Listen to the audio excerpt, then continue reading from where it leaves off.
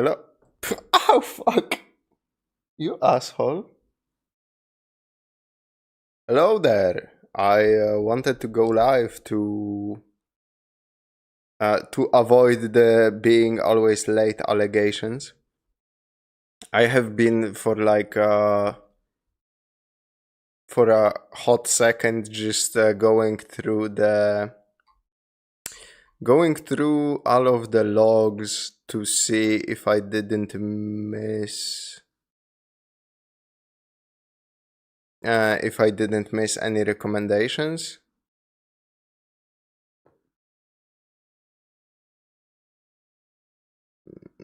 Let's see. And I'm sticking like all of the recommendations onto the watch later so we can, see it together. Also, yeah, today a little bit of a different setup just because like I have a couch in front of my PC now because I'm playing Persona 4 with my girlfriend, and this is just cozier way to play. We just moved the couch in front of my setup, and then I wanted to get rid of it for the recording, but then I was like, you know what, this is kind of cozy. I'm just gonna fucking go with it, go with the flow, you know. Hello, Bloodwolf.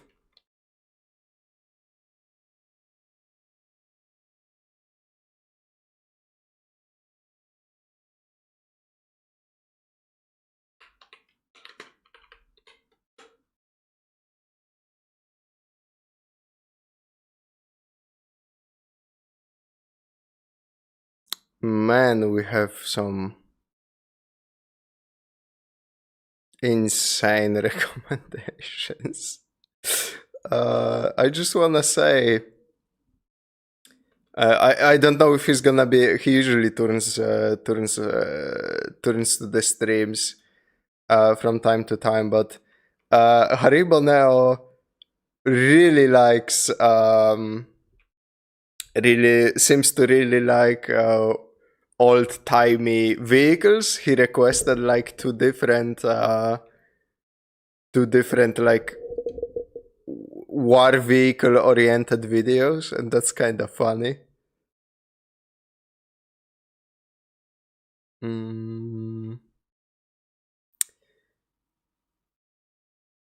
Let's see what else is there. I'm surely like not gonna catch all the recommendations because things have been fucking coming from left and from the right.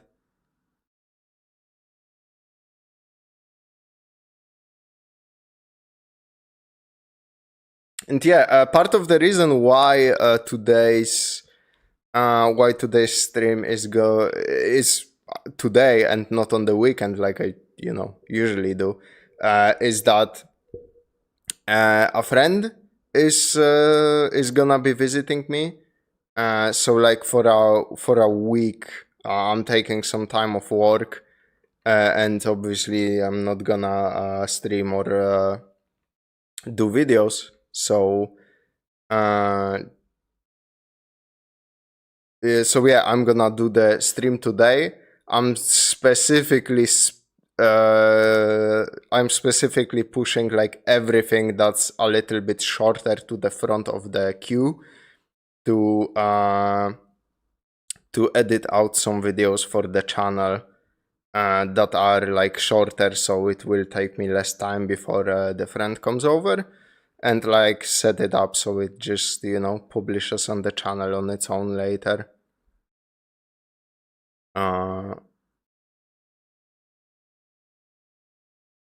And yeah, also, just wanted to say the channel is currently at 497 subscriptions, which is fucking amazing. I never thought we're gonna get here. And it's all thanks to you, obviously, the generous people in the audience. And if somebody who is not currently subscribed is watching this stream right now, please consider subscribing. I would love to see us hit like 500 subs, because I think it's a pretty big milestone for me personally. I don't know how that is like, obviously, as a casual viewer of YouTube, that shit is like nothing. But as a creator, actually, you know, changes your perspective a little bit. So uh, it does make you appreciate like that seemingly small number way more.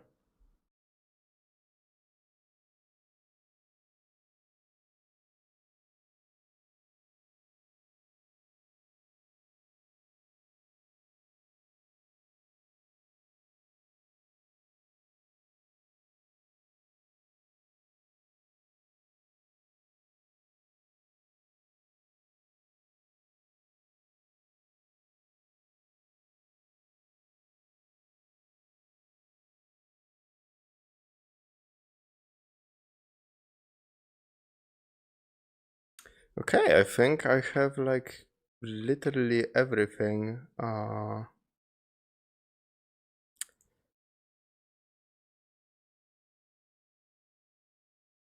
Let's see.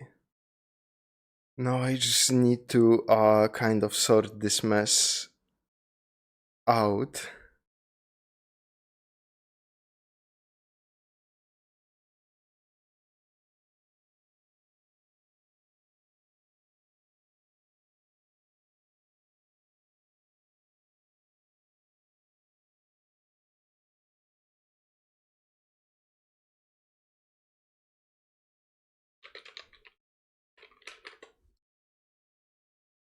Oh, by the way, did you guys catch that fucking PlayStation? I mean, I think everybody saw it at this point.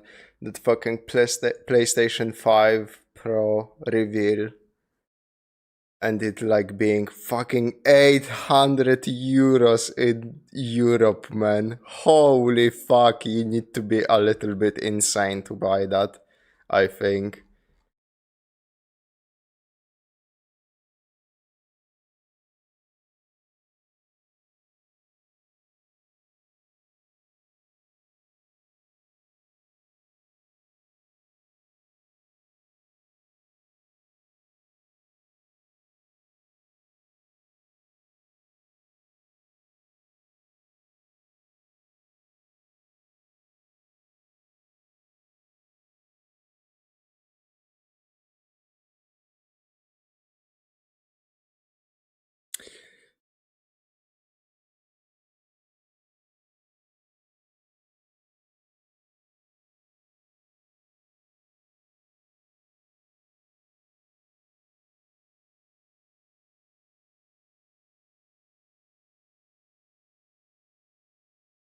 Okay, okay.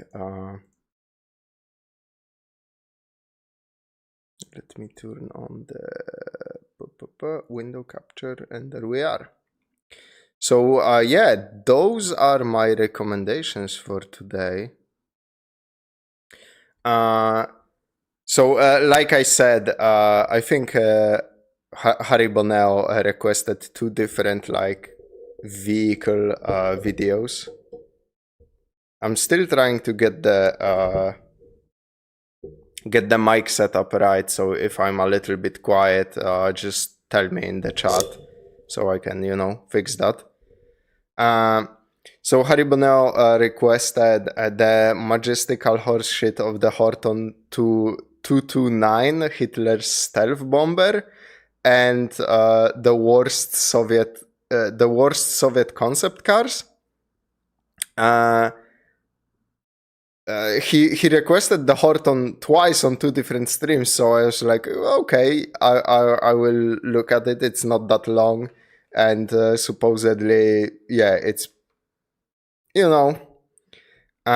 like World War II era bullshittery like secret projects that make no damn sense. That's a classic. I seen like a couple of videos like that myself. So it will be. I thought it's gonna be fun to see.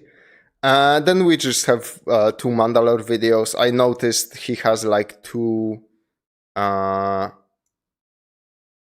Like this, I think it's gonna make more sense because he released Space Hulk Deathwing first, and then he released Battlefield Gothic Armada 2. He reviewed, yeah, there are two like.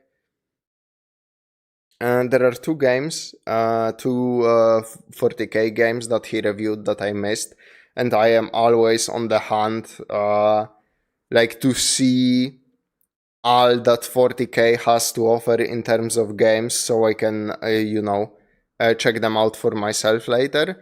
So yeah, I'm definitely interested in seeing those. And then there was a recommendation for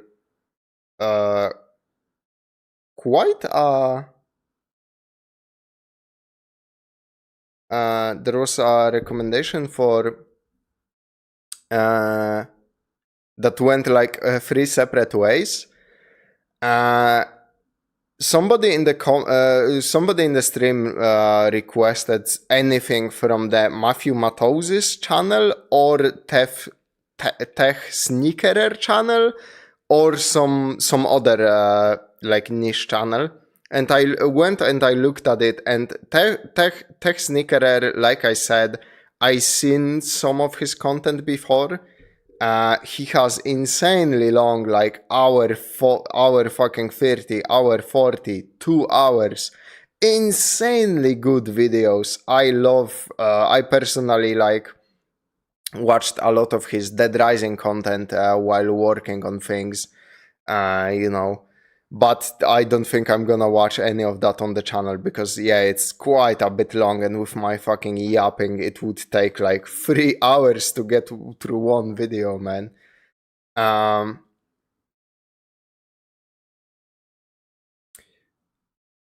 wanted to mention something real quick. If you're interested in new Total War Warhammer trailers, there are two you might be not aware of. Goblin Advisor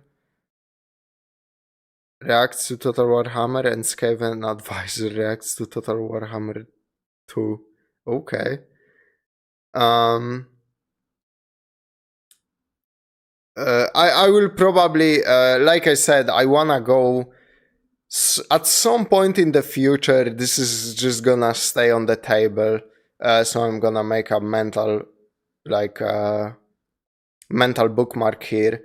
I wanna go back to all of the Warhammer stuff that came out since I made my reaction to all the trailers. So when I update that, I will check out what you just mentioned and like decide if I should include that too. But yeah, that's gonna be like its own separate thing, probably on a separate stream or something like that. And yeah, and the third channel that person recommended was Matthew Matoses. And Matthew Matoses is a channel I have never heard about before, but he has such a long established history. Actually, let me. He has such a long fucking established history of uploading videos. It's kinda insane. Like his videos date back to 12 years ago, and that's holy shit. That is one of those classic ass channels. And yeah, I just went through his popular stuff. There's a 6 hour 20 commentary on Dark Souls 1, which is something I would watch in my own time, but again, on the stream, that's not ideal. I did see an interesting videos talking about some of the magic that didn't make it. Some of the magic that didn't make it out of Demon Souls into, you know, into the rest of the series. So, you know, it's interesting to me, and it's a good, since it's one of his popular videos, I think it's a good way to check if it takes. Like some channels just don't take, I think, on the stream. Also, actually, let me add a video of my own into the. Now that I think about it, it might be too long, but let me check. Verak, the guy who I reacted to one video of Verak, which was Heroes of the Storm review. He's kind of got that, you know, soft touch humor. That obviously wasn't that popular. Verak is like a niche YouTuber, I would say. And like, not only that, but also Heroes of the Storm. Holy fuck, what a niche game! But lately he released a new video about kind of a retrospective on Sid Meier's Civilization. But yeah, that one is fucking 53 minutes long. I will add it to watch later, but I don't know if I will ever get to it because, again, quite fucking long. But I would love to fucking rap in any way, shape, or form if at least a fucking single person ever like finds out about Verak through me. Then I am happy to do that because his channel is fucking awesome, and it honestly is like criminally underrated in my opinion. Speaking of 40k games, Space Marine 2 is awesome. So I have heard through the grapevine, like, you know, the revelations came to me. So yeah, this is the setup for today. These 4 videos. Probably not gonna get to anything at the bottom if I know myself. But you know, you never really know.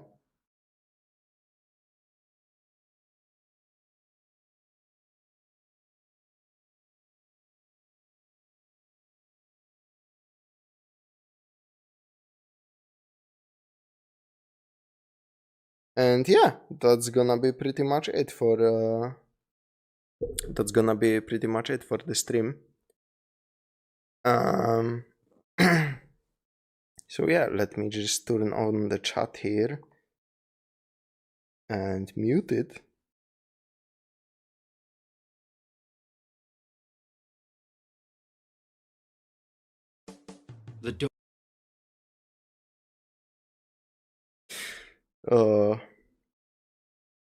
That's fucking funny.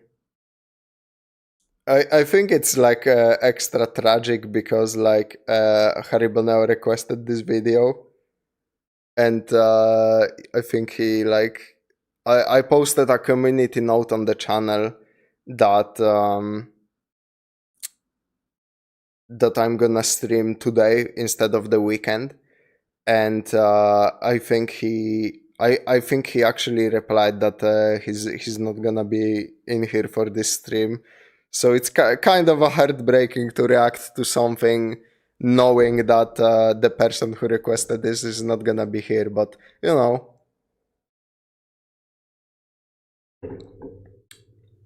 the replay exists and it's not going anywhere. So.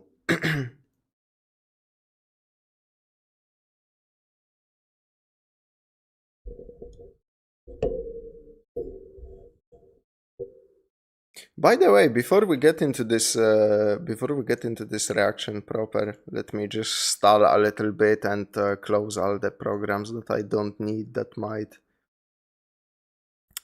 fuck up my PC. By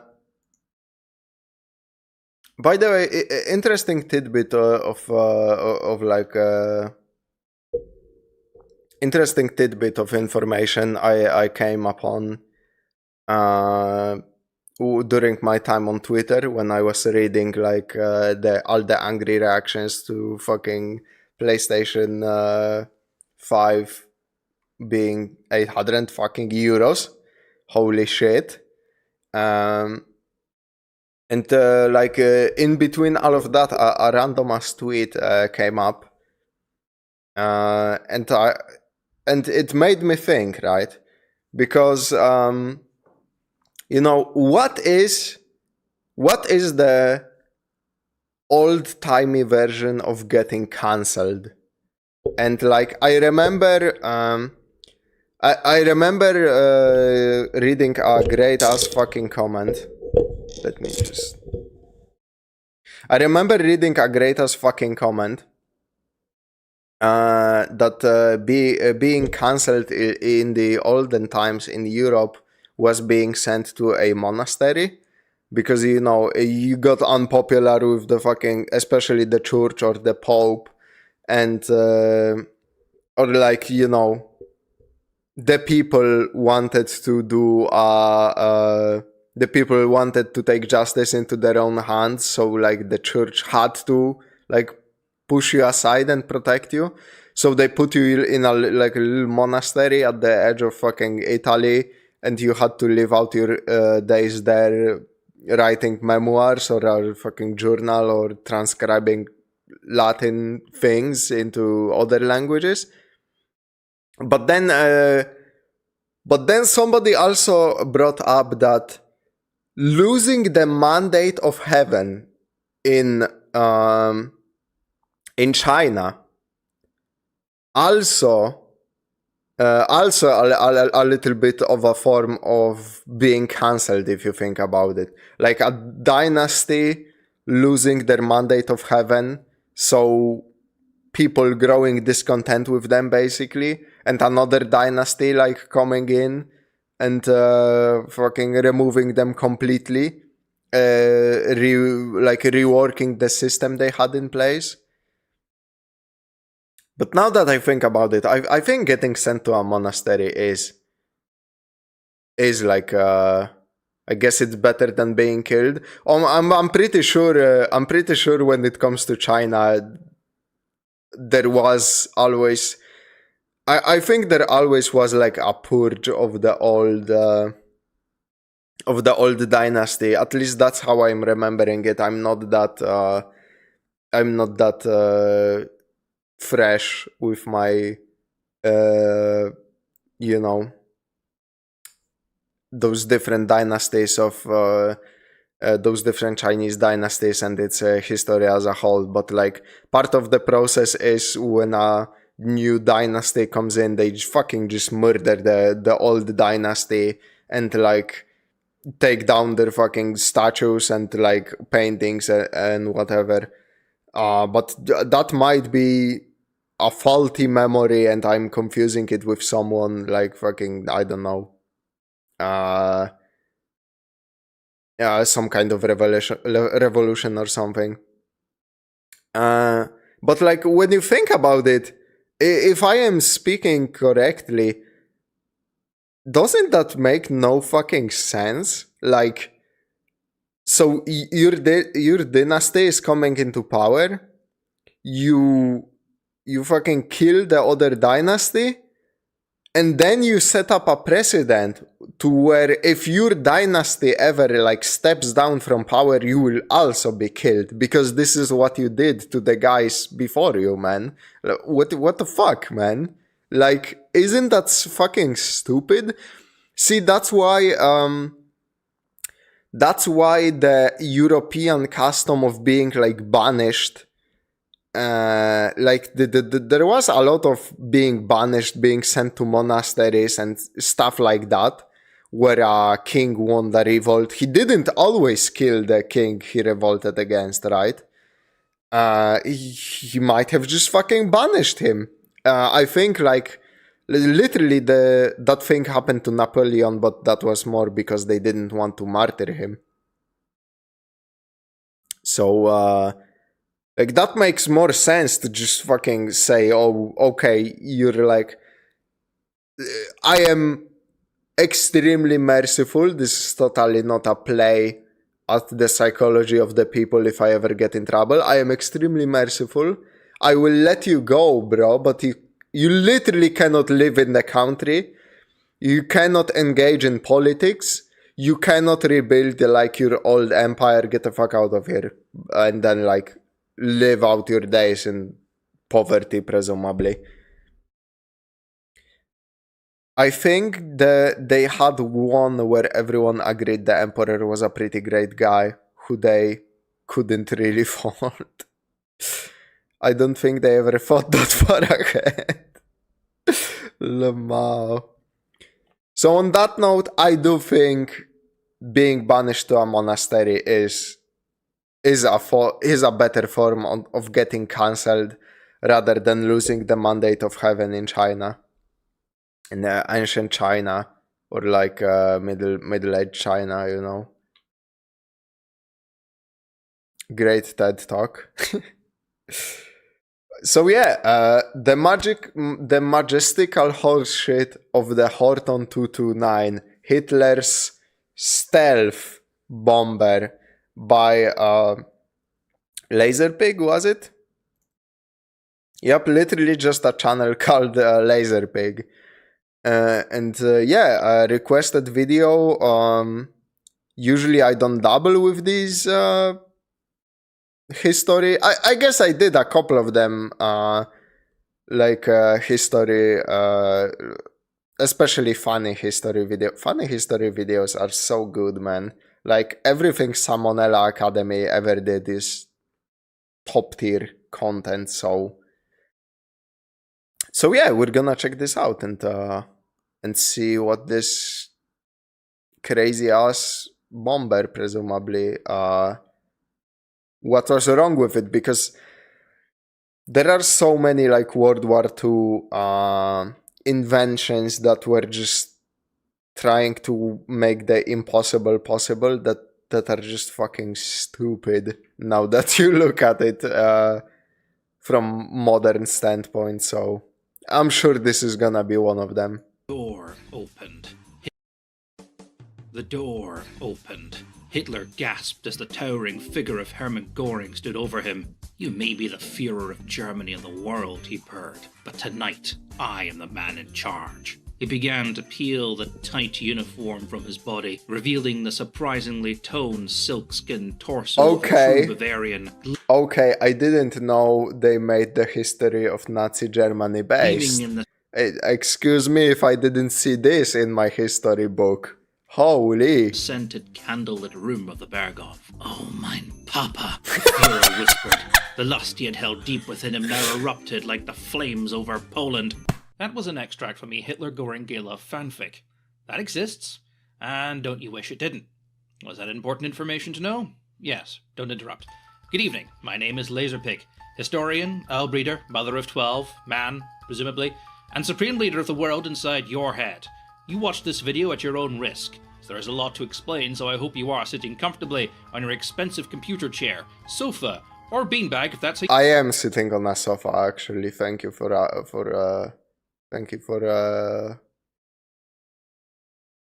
making the inquiry, Laserpig. you choose to live your life. You're traveling with me on an adventure into a different dimension, through a door that leads to a world of historical drama where such petty, meaningless things such as facts and historical accuracy have typically held little sway over the Denzians who dwell down here. From here on in, we dive into the quagmire of the Luftwaffe, an area of Second World War history so plagued with heroes of such a devotedly high caliber. I'm not sure. I'm not sure that's how you spell. That's how you spell it, but I don't wanna correct him because I'm not gonna spell it correctly too. Many of them do not even realize they are one, and by opening yourself up to the knowledge held in this video, you may inadvertently find yourself becoming a target of their prepubescent aggression. I warn you, dear sir, madam, and or neither, from here on in, there is no turning back. You are about to enter the sweaty zone. Still here? Good. Right. Let me set you the scene. The room is dark. Yet in the darkness you gain a sense of just how impressive a room it is. Golden chandeliers hang from the ceiling, great tapestries and paintings hang from every wall, and in one corner a vast, dark oak desk dominates the scene. Standing at this desk is the equally large and dominating figure of Hermann Göring, mentioned earlier, Minister in command of the Luftwaffe and Hitler's named successor. Is that how you spell it? Luftwaffe? I thought it sounds a little bit fucking different, man.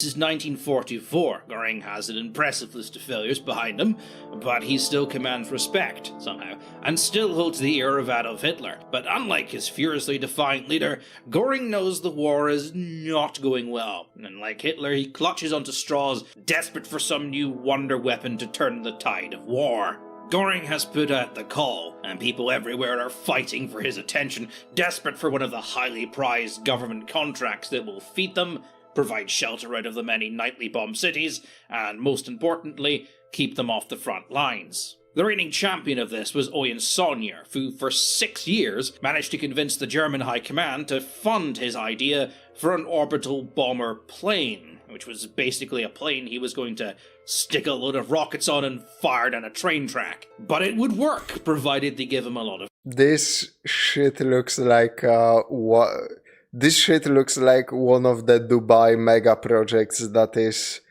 supposedly underway, like in literal modern Dubai. They present shit like this like every other day.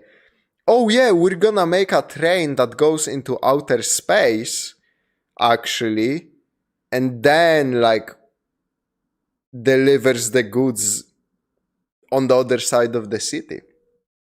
Yeah. We're also gonna have a bus that fucking goes to Mars, you know? I haven't heard it pronounced that way, but I always thought it was spelled, yeah, like not Luftwaffe, but Luftwaffe with an E. I'm not pronouncing it correctly. But like, the word Luft is so like ingrained in my brain in the Polish spelling. I don't think like Germans pronounce it like that. So that gets Luftwaffe. Which is how my German grandfather always pronounced it. Yo, was he an electrician? I'm just kidding, man. But don't ask him why he moved to Argentina. No, I'm fucking kidding.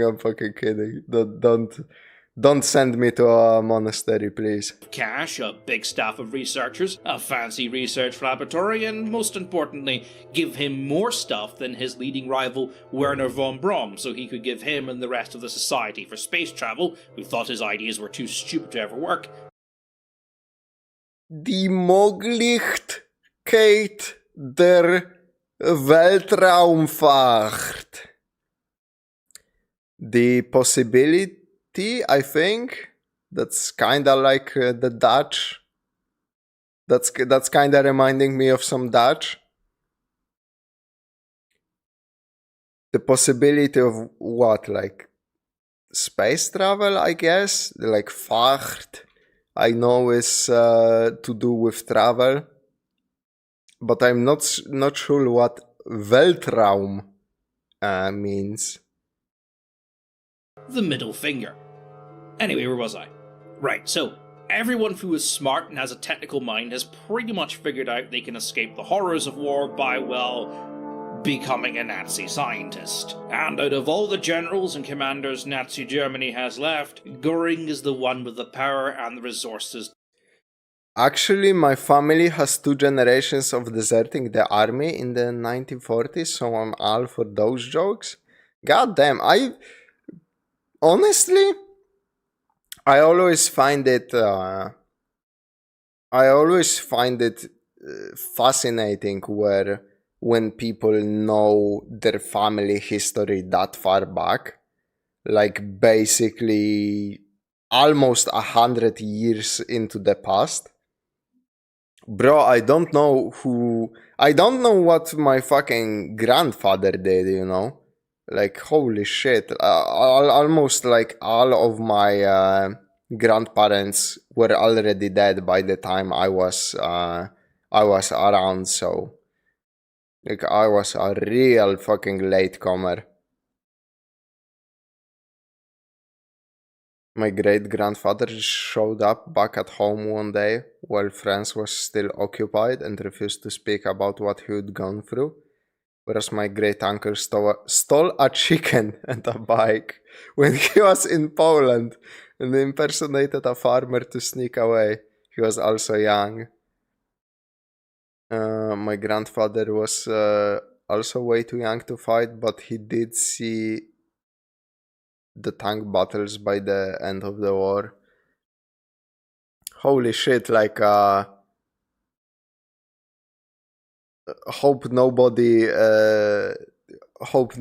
like spoke to him, because like then the charade is immediately up. Somebody comes up to you and says fucking Grzegorz Brynczyszczykiewicz, and you're like, oh mein Gott, ich bin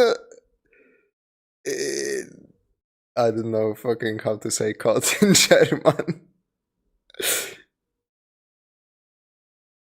To make it happen, and with now things so desperate, there's very little he won't agree to.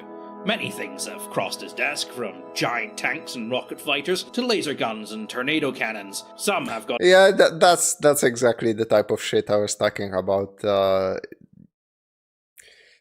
Like both the Soviets, like literally every fucking country worked on some stupid ass shit back then.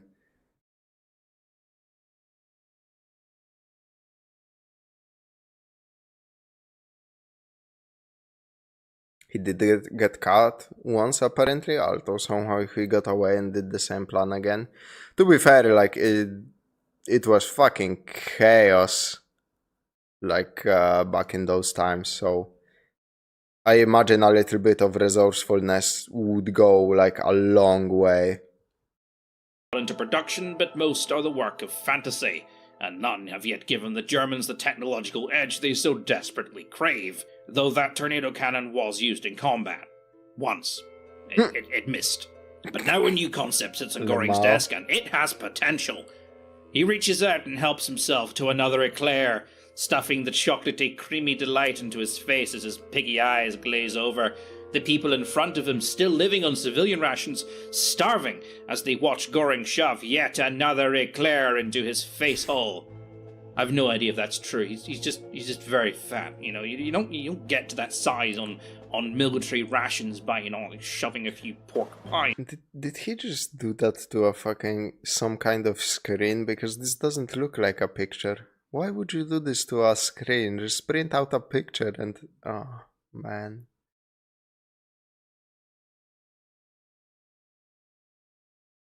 Down your front. He picks up the plans, studying them carefully. A new type of plane. It had no tail, no propellers, no control surfaces. Its shape is bizarre, radical almost, and yet it can carry a ton of bombs over 600 miles and fly faster than any Allied plane known. This is the weapon that Goring has been looking for, and he eyes it greedily, much like the eclairs. This is the 229, the Horton Ho. Now, we have a lot to talk about when it comes to this particular aircraft, of which I will admit to being a bit of a fan of, which you can now fly for free in War Thunder, if you like to torture yourself by grinding for 4 years in a barely playable, unfinished game that constantly begs you for money. And I can say that because they don't sponsor me. I was about to say, okay, he's not sponsored by War Thunder. For a second there,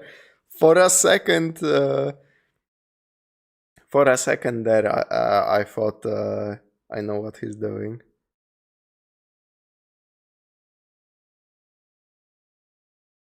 I wonder when this took place, considering how hard food was for the common people to get by the end of the war. Oh, he was talking. I mean, he was talking about Goring, which is, you know, upper brass of the fucking uh, the Nazi war machine. So they were no fucking common people. They had like all of the like food they could fucking want. And that's, you know, classic. People starving in the, you know, same thing happened in fucking Soviet Russia. People starving in the front lines, like literally resorting to robbing the places. Like Soviets were robbing the fucking Polish villages they came to rescue, which were robbed by the fucking Germans who came here to conquer it, and like, and all while back home, Stalin was eating some fucking pork made by the finest chef he could fucking enslave and then beat to death because he because he was paranoid that he's gonna poison him. Classic story. Considering how hungry my grandfather describes his family as being, they probably would have eaten the rich. Extremely fucking based, man. Extremely based. They should have eaten the rich, but that's another problem entirely, because the rich would immediately fucking hide away in their stupid ass bunkers, who knows where, and like surround themselves by elite guard that they actually kept fed, so that they would protect them. I always like when a revolution actually goes through. Like the fucking French Revolution was great, man. Great. Some of its consequences not so great, but the part where they took out the fucking guillotines to the street and like literally executed the fucking aristocracy was great. Now that is not comparable to modern world. Just wanna say I'm not a far left one of those far left eat the rich. That is not comparable to today's like war the rich. I'm talking about aristocracy, that those people who never worked a day in their fucking life, you know? Like Bill Gates actually did at least something other than, obviously, other than inheriting the wealth. He had to do something to keep it going, but you know, aristocracy, they didn't have to do shit their entire life. This is where I say I'm not for the death penalty, but yeah. Nor probably ever will. So, if you like occasional cutting remarks of just how shit the management team is behind War Thunder, you've subscribed to the right channel. The Horton Hole was the brainchild of two brothers. Well, the Horton brothers, obviously. Brothers Romare and Walter, who had approached Goring with their prototype collection. Missed opportunity to actually use some fucking footage from War Thunder of that plane, because that would be that could work as a stock footage of a plane that, you know, basically doesn't exist. Of the Horton H9, something they had developed during. Who knows, maybe in 40 years people will say the same about modern rich guys. I guess that's a possibility. I mean, there are some rich guys you can say that about, right? Like fucking Kim Jong-un, Putin. Like, those are extreme examples of, there are people literally starving. In Russia, obviously not so much as in North Korea. But like, still, you know. What was the percentage? 50% of like all... 50% of all households in Russia don't have plumbing. Like they just use outhouses or something like insane like that. Do you know? Germany's pre-war glider club program, Gliders were Germany's way of bypassing the Treaty of Versailles, of testing new aviation designs, training pilots, discovering potential new pilots through civilian programs. Many of Germany's fighter aces would start life off as glider hobbyists. And if you don't know what the Treaty of Versailles is, imagine France tells you you're not allowed to do something. That's how you get Brexit Nazis. That's how you get Nazis. The Horton H9 was developed by the brothers as a way of testing the idea of a flying wing design, to see if it could create gliders with a vastly improved operational range. It didn't, Mike. Now, contrary to popular belief, flying wings were not a new concept, and had been around since the 1920s after a number of swept-wing biplane prototypes by British inventor J.E. Dune. Dune. I'm going with Dune. Led to the Western Hill Pterodactyl, which were a number of tailless flying wing prototypes, some of which are now appearing on the screen, that you will be able to see if you stop playing your game and listening to this. Oh man, they are so fucking cute. Background. I don't care if you're too poor to afford 2 screens.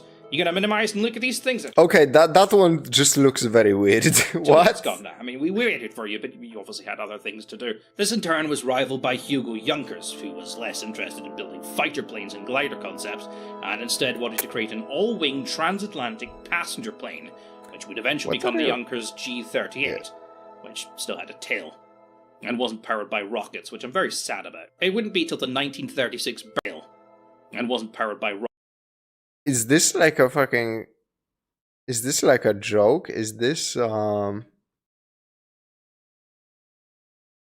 like one of those crazy Russian fiction novels covers? There's no way this is actually a thing that was even considered for a second, right? What the fuck is it? Rockets, which I'm very sad about. It wouldn't be till the 1936 Berlin Olympics that Russian designer Boris Ivanovich Sharanovsky, who had worked independently under Stalin, would show off one of the world's first functioning flying wing designs, competing in air races directly against the Horton H1 in the 9th glider competitions. Competing designs would also be featured by the now famed Ukraine designer Antonov, though these were merely considered motorized gliders and the Russians would do very little with the concept. The giant flying wing aircraft known as the Kanalan 7, which had previously dominated the early Russia strong meme scene of the late 90s and early 2000s, with its 16 engines and battleship cannons, is sadly a creation of early Photoshop, and the actual plane was a hell of a lot more basic looking. I mean, it still looks fucking awesome. Kinda shit as a bomber though. In fact, this is widely regarded as one of the worst planes ever built, but if you get a bunch of these information, it's impressive as all hell. If you wanted to see a real flying wing, then look no further than America, because the US has to do everything bigger and better than everybody else, obviously. Cheston L. Elshman, the most American man who ever lived, built the Elshman FW5, known more commonly as the Wing, and is frankly one of the weirdest things to ever take to the... Those are some fucking radical designs, bro. Holy hell. I'm fucking loving it. Every second of this footage. Sky. But the other design, probably the more famed design by the one and only Jack Northrop, I'm not going to show you just yet. Let's get back to our little Horton and the primary reason for making this video. Flying wings are not unique, and this is not the first one to take to the skies, though it may be the world's first jet-powered one. And this is not the reason Hirabus, or Veribus if you want, and the like are obsessed with this machine. In fact, it's rather more complicated than that. See, if you take a good long look at the Horton, maybe tilt your head slightly, squint a bit, take a step back, further back, and maybe, just maybe, it kinda looks like a stealth bomber. And that theory might not be entirely mad. Certainly it is the right shape, and there are lots of little facts that fit neatly into this theory, giving credit to the idea that not only is the Horton potentially a stealth bomber, but it may have partially inspired the design of the B-2 Spirit. And I love the B-2 Spirit. I would make sweet, sweet love to that plane, if they would ever let me near one. Which is probably why they won't ever let me near one. I was about to say. So if it's true, why make this video? Why bother to discredit anyone who believes it? Well, like all things in life, the facts are not as simple as you may understand them. If you're a hardcore fan of Laserpig, you may remember a very badly edited, hastily thrown together stream I did back on my birthday in December. You don't have to watch it, it's very, painful. But if you take anything from it, take from it 2 things. Firstly, the Second World War is such an overly complicated thing, spread out on such a vast scale, The average mind becomes overwhelmed, and often it demands a simple explanation to.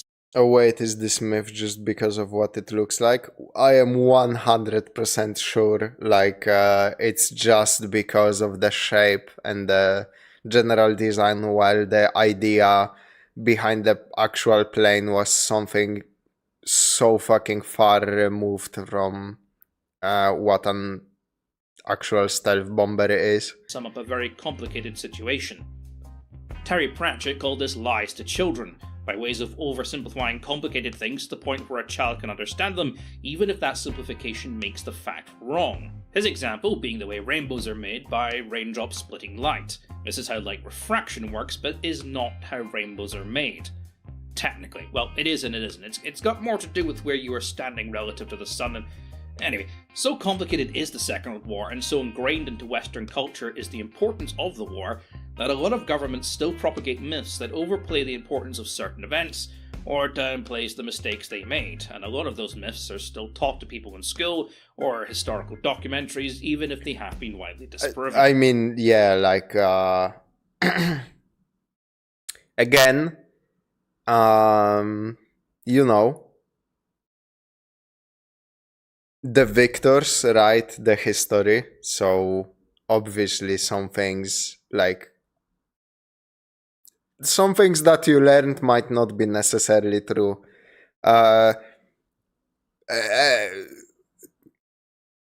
Guys, don't get me. I know you're gonna be shocked, but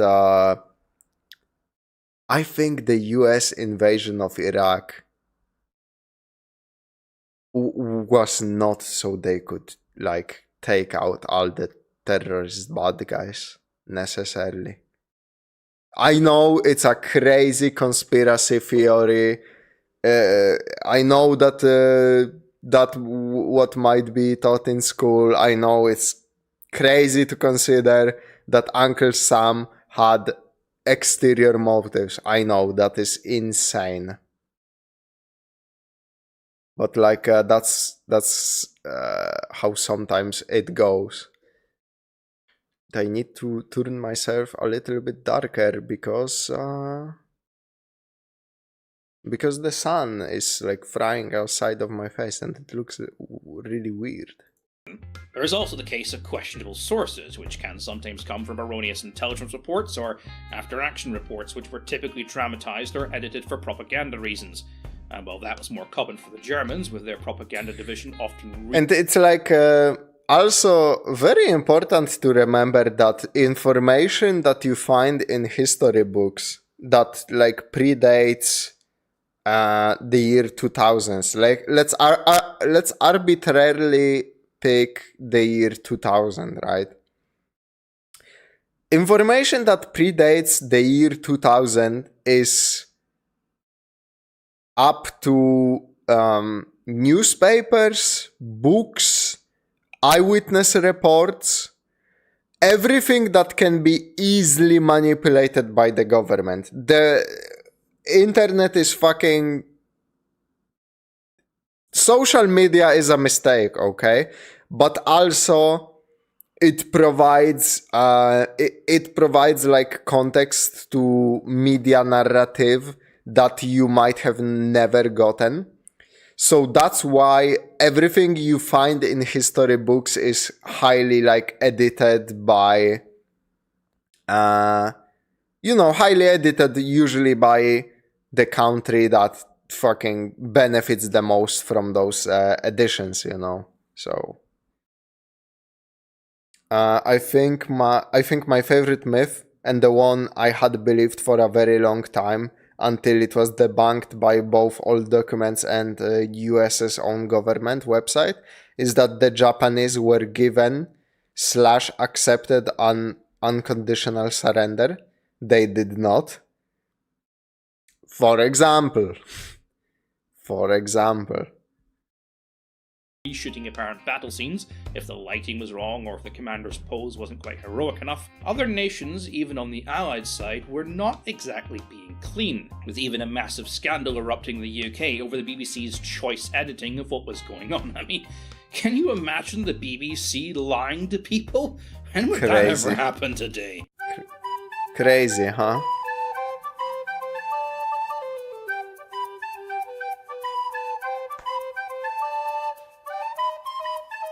And that's honestly just Like, the only journalists that are hell-bent on giving you the truth, the actual unedited truth, usually end their career early via ways of, you know, game ending themselves in their home via like 20 shots to the back of the head. Of a very, very deep iceberg. To cut a long story short, you can't come up with any... And then everybody who like says they witnessed something suspicious like gets in a mysterious car crash. theory on World War II, and you'd be guaranteed to find something that would back it up. Be that a random comment a general made or some scribble in a margin somewhere. And this is not helped by our second problem. As I pointed out in the Drunk Rant stream, what happened after the war is just as important as what happened during. As after the war, you had a lot of German scientists and generals with nothing to really do. Not all of them were convicted of war crimes, either because they escaped or because they were genuinely innocent. But staying in Germany, these people would have faced a life of moderate poverty. Everything valuable had been looted, and what hadn't been looted had been blown to oblivion. But a new world was forming, one with America at the helm, and like a boomer at a strip club, the US was throwing a lot of money around. What happened next was a slurry of memoirs of various German commanders, often written by themselves, proclaiming that their fight against the Russians was unfair, that the Russians threw endless wave after wave of their own men till the Germans had ran out of bullets, that supply issues and bad management on the upper echelons of the Nazi Party were responsible for Germany's defeats, and most importantly, not them. It's not my fault, they cry. It was Hitler for obsessing over Stalingrad. It was Alfred Rosenberg for turning Ukraine into slaves instead of allies. It was Goebbels for not releasing new tanks because he wanted to parade them through Berlin first. It was because we were fighting on multiple fronts. It was because of the rain, the mud, blah blah blah, etc, etc. Essentially trying to convey the message that had they had everything they needed, had they been given everything they demanded, they would have won. The unmitigated champion of this is Heinz Guderian, who, according to himself, pretty much invented German tank doctrine single-handedly. He didn't, but that's for a different video.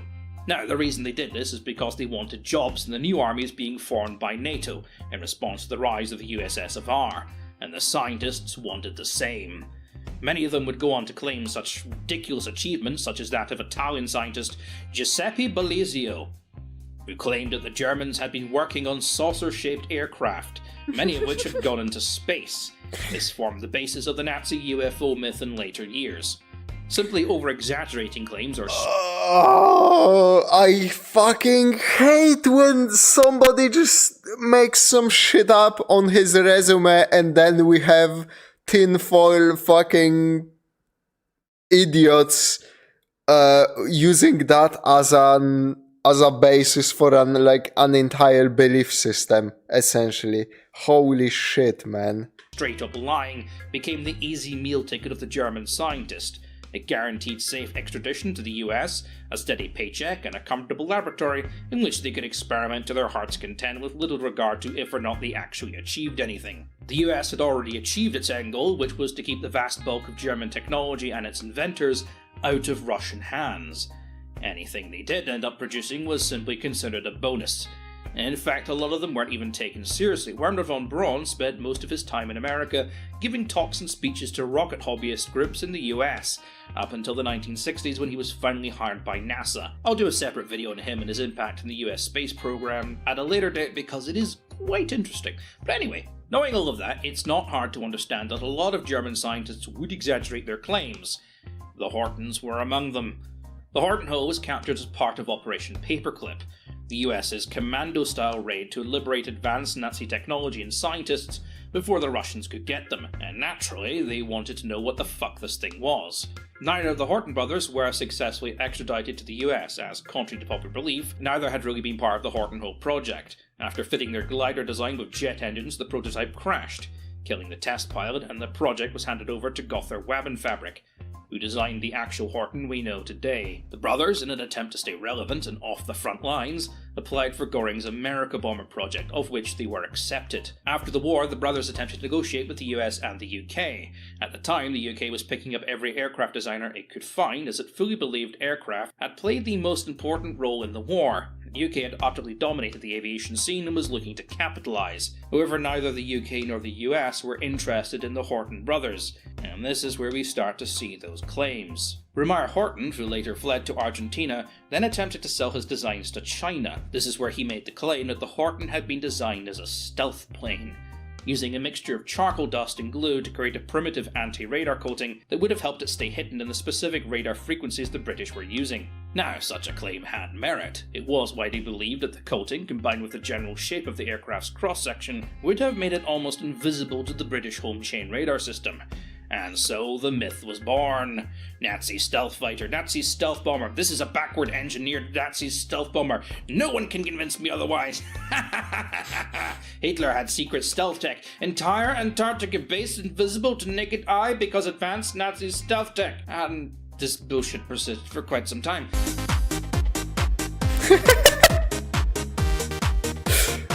Here's the History Channel when fucking... the 5 minutes after 10 p.m. History Channel always fucking turns to this for some reason. Until, of course, some people from Grumman, the company who designed and built the B-2 Spirit, decided to test that claim. Because you see, until then, they had never heard of this fucking thing. They built a replica of the V3 Horton, the final design of the aircraft intended for mass production, and tested it within their RCS lab and found that, no, it was not a stealth bomber. While considerably more stealthy than most other German planes around at the time, the British radar systems had no problem picking it up, even when it tried to fly at low altitude. And of course, Grumman had made something of a technical error when building their prototype. It was made entirely out of wood. Now, wood does have some interesting radar-absorbing properties which had intrigued the team, but wood alone does not a stealth fighter create, Mr. Sparks. And the actual design of the V3 Horton had steel tubes throughout the chassis, of which the wooden panels were bolted onto, meaning Grumman's replica was actually far more stealthy than the original V3. And to make matters worse, the last surviving model of the Horton was tested by the Smithsonian Institution, who found no evidence of the charcoal glue known as carbon black. But Grumman themselves tested the compound and found that its radar-absorbing properties were, lacking, and would have had no impact on the aircraft's stealth claim. That should have put to bed this myth once and for all. But this is also why it's so annoying. This is also why it's so fucking annoying when some asshole just lies about shit like this. Let me try to get this fucking... Whoa.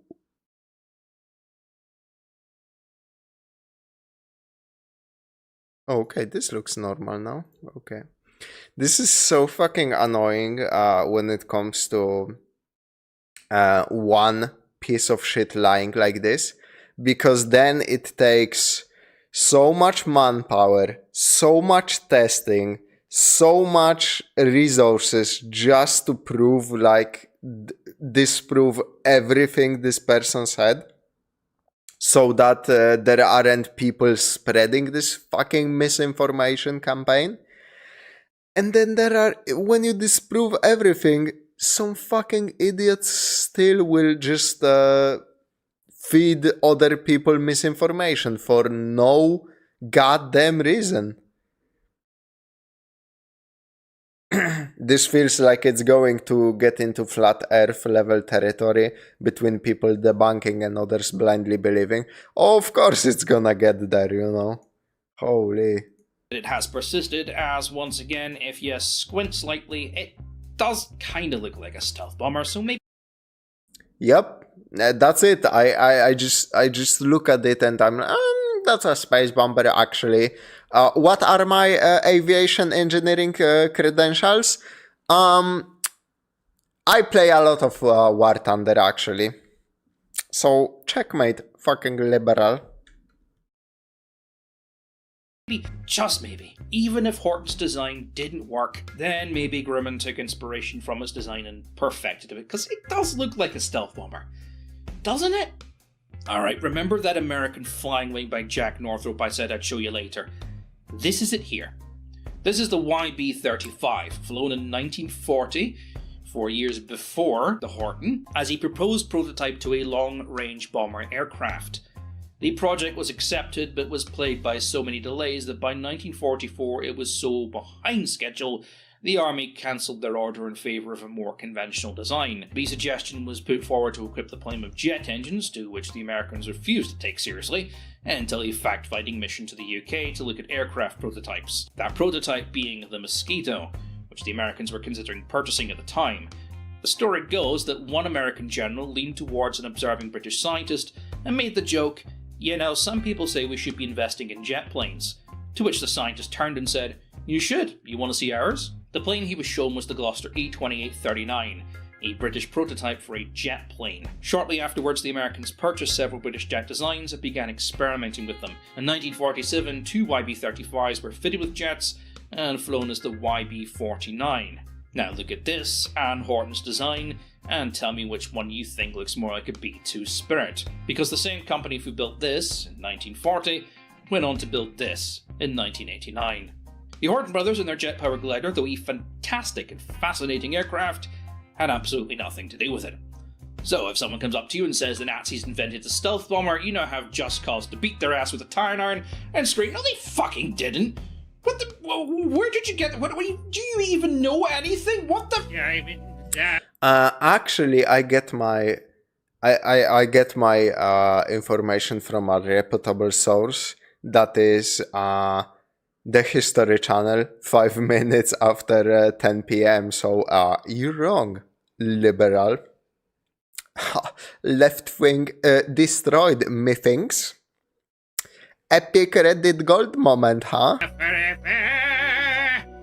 Yeah, all I need to please is that. Touch it, stroke it, and undress it. I can see every part, nothing hides in the heart. I think this video, YouTube, like specifically not anybody on the channel, but like YouTube itself recommended me a bunch how to kill a god. But that is 1 hour 20. I'm 100% not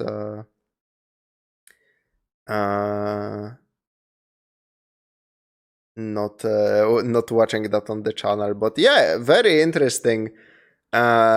Laserpig definitely has some fucking interesting things to say. So great channel to check out. And yeah, that was indeed funny and very informative. So hey, now some Department of Defense dipshit posted actual military design specs to win our Thunder discount argument, so maybe they're onto something. Oh, not even once, man. That happened like 4 separate times. It happened again this week, actually. So, oh, but to be fair, you did specify... Okay, you didn't specify which Department of Defense, because it was like separate countries. I believe it was UK and America once, and once China, but I'm not sure if that is correct. But yeah, it happened again this week. That is fucking crazy. That is like the 6th time, man. Holy shit. I love War Thunder so much because of that.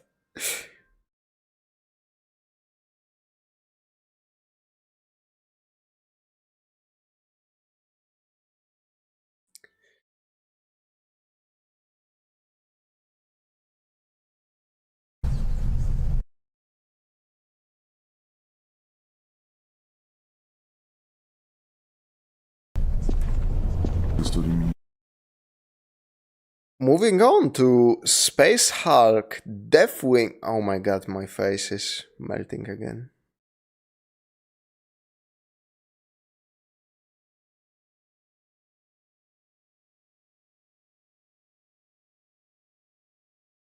Well, that wasn't such a great idea.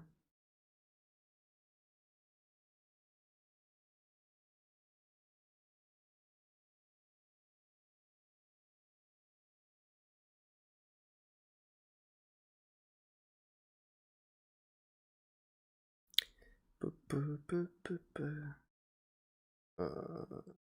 me just...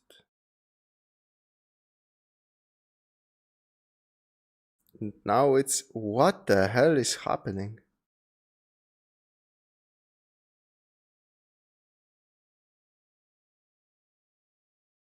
Need to get this brightness under control.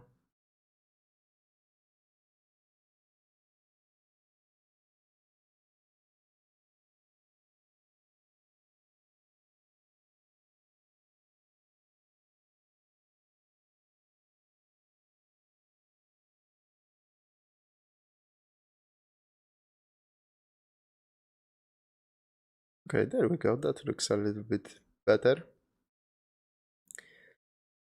Last thing I will say while we're on World War II myths, while the Germans might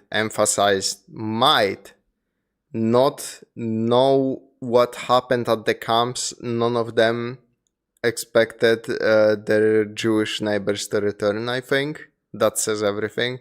Oh yeah, man, the eternal fucking bullshit of, obviously especially aggravating to me, is Polish, calling them Polish death camps while they were completely run by, obviously, by the Nazis, built and run by the Nazis, built of course in Poland because they literally banked on this very thing that happened, that people later on will associate like those camps with Poland and not Germany, and also it was easier to fucking hide it from like citizens whose support the Nazi party relied on. So, you know, yeah, that shit, that fucking topic is always annoying, isn't it? Yes, boy, yes. Look at your fucking... Oh, wait, let me... I think I can extend the camera a little bit this way. Look at him fucking lying over here. Not having to do anything, asshole. You just sit there and sleep all day. You're so cute.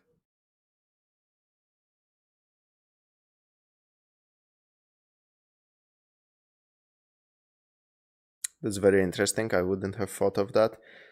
Yeah, I mean, like, thankfully, it's kind of insane to me that everybody knows what uh everybody knows what like Nazi Germany did, like the fucking the Crystal Night, or what is it called? I'm sorry for forgetting. Like they were doing resentful, like fucked up stuff, and like there are still like some people trying to invent an alternate like history where, oh, they didn't but they didn't know about the camps. Like, come on, man, holy fuck.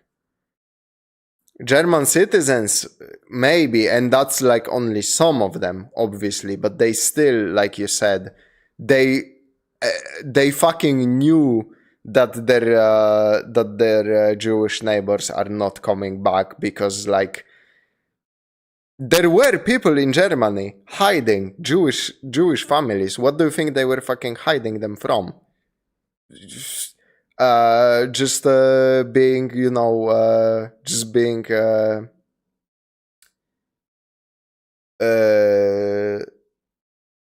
just being moved, Like, people don't hide people under the fucking floorboards when the biggest threat to them is, oh, they're gonna move you to Poland. I mean, moving to Poland is a fight worse than death, don't get just fucking kidding. But, you know what I'm saying. Yeah, both the Crystal Nacht and the Night of Long Knives. Yeah. Like, come on. Fucking come on, man.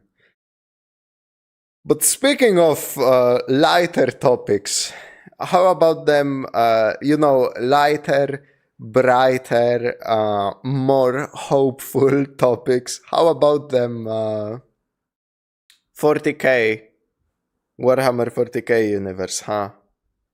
That's a bright and nice and sunny place, full of just niceness. I'm gonna get... Oh, still don't see him. I thought we were gonna get a little bit of a cat cam. Yes.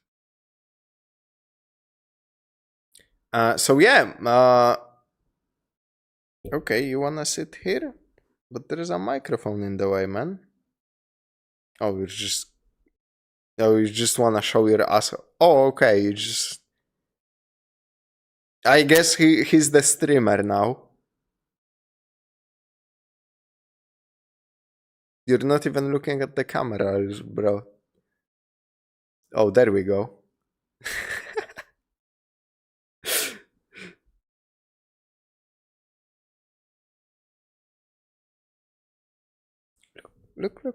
Look here. The new best streamer on the platform just dropped.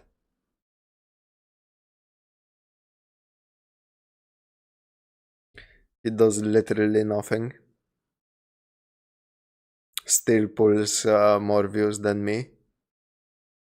Why is he just sitting there? He looks so fucking... He looks so fucking funny.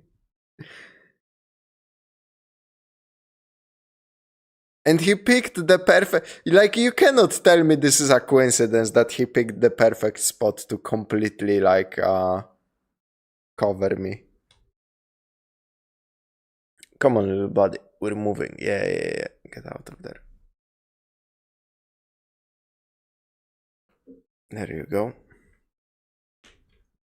So yeah, Space Hulk Deathwing Enhanced Edition review by MandaloreGaming. I missed a couple of reviews by 40k games by Mandalore, I think. This one and Spaceship Armada. And I was like, yeah, I wanna see. I wanna see what other game possibilities are there in 40k universe, because after Mechanicus, after I publish the review, which is coming up swimmingly, it's gonna drop this week. I wanna move on to some other 40k games, expand my understanding of this universe. So I wanna see my options, honestly. I like how cats don't know what a camera is, but they do know they don't like it. Yeah.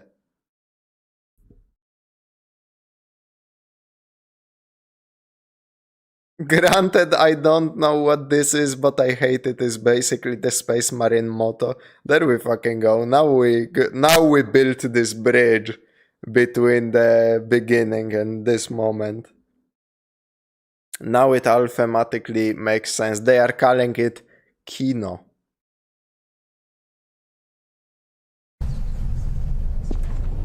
Stodimius.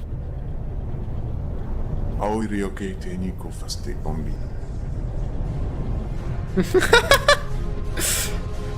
I only now realized that was fucking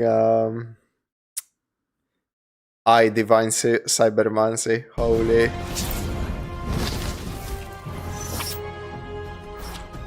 A while back I talked about I Divine Cybermancy. To say that game was a drug trip was putting it lightly, but it was a cool one, where you only get scared sometimes. I also mentioned that the studio had made a Warhammer 40k game, but I didn't say too much on it. With good reason too, because somehow the game was even more jank city than I. They realized this too, and the base game has now been replaced with an enhanced edition. It runs way better now, and it looks sharper too, but just how enhanced is it really? Well, we'll see. Just keep in mind that this isn't going to be i2 or anything, so don't get too excited. Okay, there are weird similarities, but let's start. What is a Space Hulk anyway? Well, in the real world, it's a tactical board game that came out in 1989. It got 2 more editions after that, but I won't get into it. Mostly because they don't have like a Viking feast table to fit it on, but the lore is very simple, so this won't take long. You know how sci-fi settings have FTL travel in different ship goes fast ways? Well, in 40k, the human ships tunnel shortcuts. Through hell.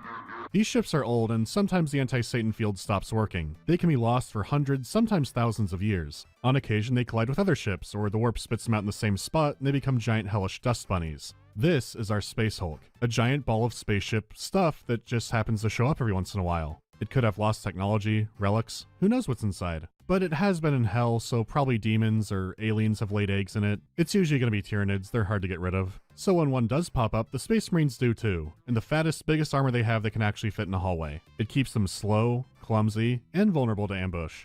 So off you go to find some stuff. If there is stuff. Okay, what does the actual intro say? Command of the assault belongs to an epistolary of the librarian, a deadly battle psyker of the chapter. Leading a specially assembled squad, the librarian will investigate abnormal auger returns and psychic emanations from within the Space Hulk. Yeah, it's a fine stuff mission, but then they twist it a bit. Premonitions. The ether gifts me visions. I see a threat far more deadly than gene-hungry Tyranids. A scream, and a dark promise. A ship in the shadow, a relic from our secret past.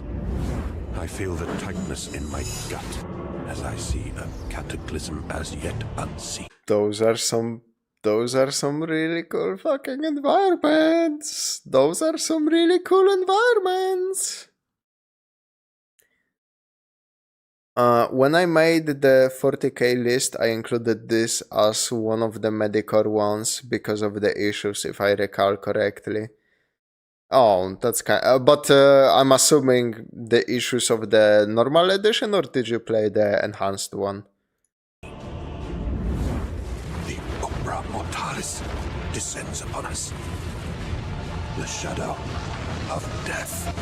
Alright, there could be more to it. But first, let's start with the visuals. Space Hulk is already technically impressive, but it's being backed up by some fantastic art direction. The stupid scale of 40k is all here, but there's also a sharp attention to minor detail. Because they are massive ships, but they still give you that sense of being lived in. For example, you could find a guardsman armory with some of their equipment still there, or something like a study room in a library, or even a small officer's room. Which isn't crazy by itself, but then you get to these massive rooms, and it's like, oh, the level of detail hasn't dropped at all. I've seen big cities and outdoor areas in games, but nothing like this. At the time of this video, Darktide isn't out yet, but I don't know. This is by far the best looking 40k game I've played. The environments have a good amount of variety too, because...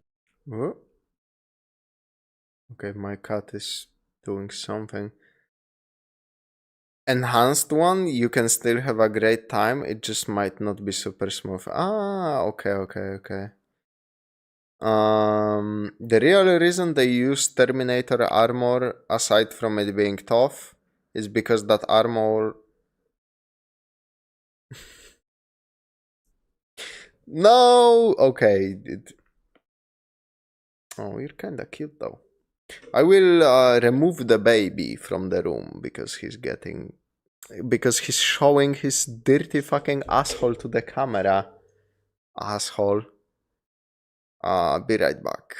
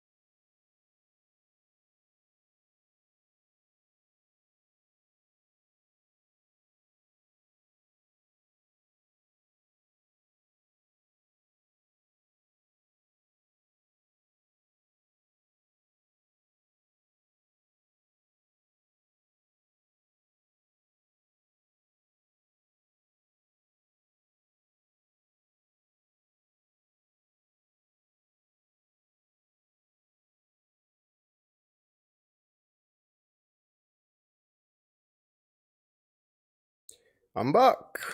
Damn, this couch setup is actually super cozy, man. Holy. Like, it's so nice compared to just my regular ass office chair. So yeah, as I was reading, the real reason they use Terminator armor, aside from it being tough, is because that armor also offers environmental protection, such as against ruptured reactors. Regular armor can't match that. So it's like a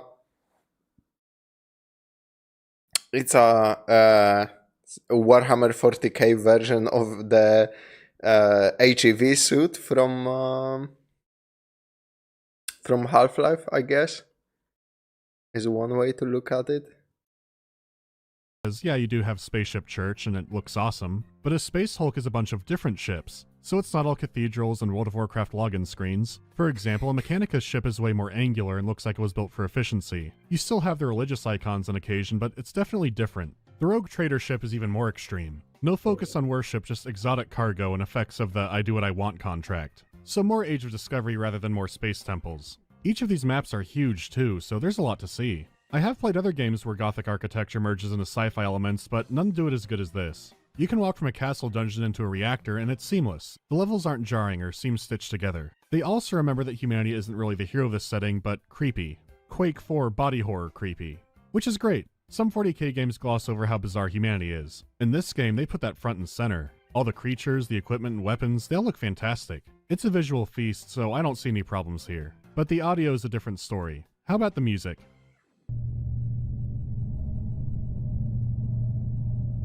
Yeah, this is the music.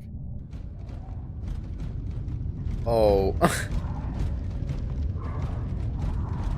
Oh, come on, man. You can have, like, good atmosphere and still have some fucking banging ass soundtrack, you know?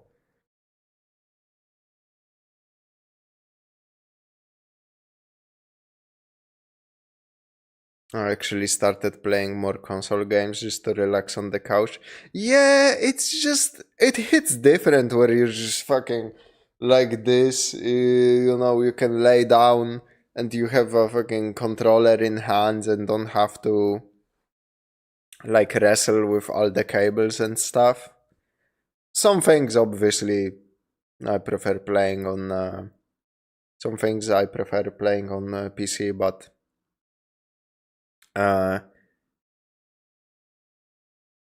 yeah, that fucking console does do indeed do the thingy, you know. It's one of those, you know, as kids love their fucking video game consoles, right? But as you get older, you also start coming back around to, you know what? Consoles are kinda nice because you don't have to fuck around with all of the like PC issues, you know.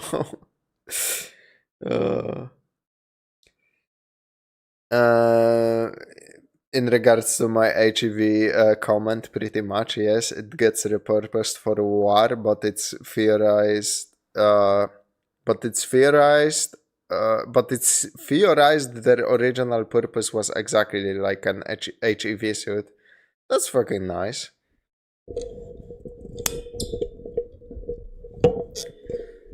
Nice little simile between you know, Half-Life and 40k, two goated ass universes. Now, this is atmospheric, but there's not that many environmental sounds in the mix. Most of the soundtrack is just background noises and an occasional, like, string sting, but nothing else. You can get away with that, like Arx Fatalis did, but that was incredible ambience work, and Space Hulk isn't up to that level. It also makes moments that could be... Yeah, like... I don't know what else to say other than... Yeah, get some fucking music in there, man. It's not gonna, like, take away from the atmosphere. If anything, it's gonna, like, enhance it.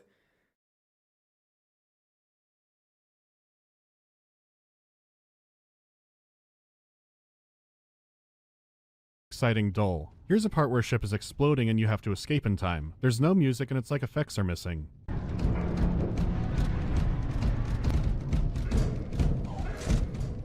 How about the campaign's last stage? What a bizarre choice, honestly. I wonder why.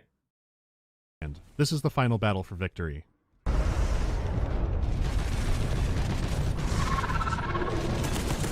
It's so empty. Not even a generic dun dun dun dun dun dun dun dun dun dun dun dun dun. There's nothing. I thought this might be a bug to the point where I looked up other people's gameplay on YouTube, and no, it's just like this. The sound quality is ever bad, but it's lacking in variety and impact. Space Marine Terminators are hefty boys, but so much sounds underwhelming.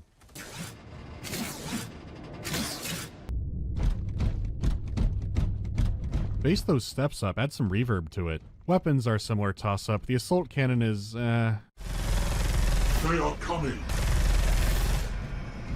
It's not terrible, but the game itself shows how much better things could be.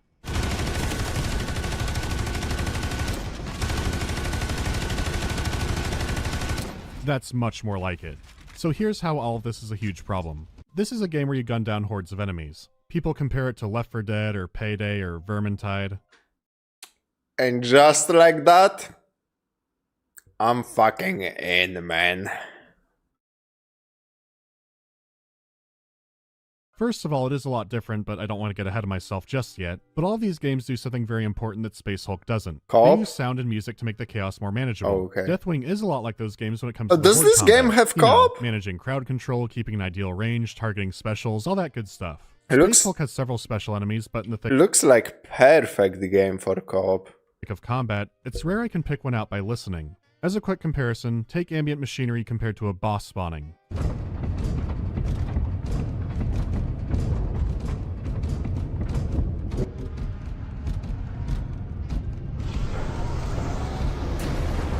Even in just the sounds of the level, that's hard to pick out. Now imagine you're fighting a dozen screaming gene stealers when it happens. The only enemy I can reliably pick out are the exploding enemies, which are new to the Enhanced Edition. They have a weird warbling sound that makes them easy to pick out.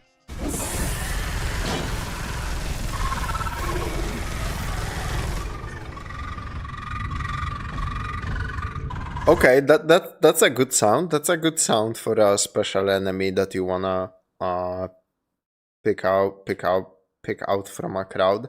Again, I wish he shown what Left 4 Dead does. Left 4 Dead just stays undefeated. It's honestly, Left 4 Dead 2 might be one of the greatest games that have ever come out on anything, especially when it comes to multiplayer functionality. Just like the audio stings for each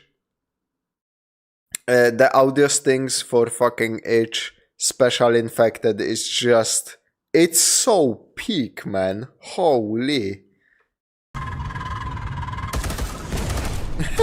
That's still only one. In the campaign, squad mates will sometimes call out enemies, but it's not reliable. If you play co-op, you won't get that at all because you can't tag enemies. The horde attack Okay, so yeah, there is co-op. Nice. suffers a similar problem, because the other horde games might have boss themes, but they also have it for when an attack is coming. Here, you don't get any of that. You might hear them, but they don't make a lot of noise on approach, so you'll usually look at your radar, but that's breaking down all the time. As I said before, it's old equipment, so sometimes it randomly stops working. Even when it is working, I don't get much info out of this. Motion doesn't always mean a Tyranid, and I don't know what the numbers are, so oh well. I'm gonna compare the sound design. Might as well use Vermintide too, since it's another Warhammer game. Just listen to the difference.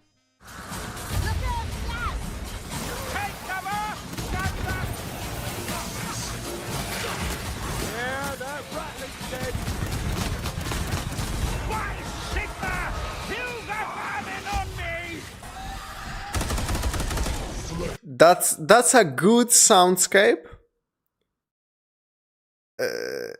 That's a good soundscape. Vermintide is very good when it comes to special fucking rats.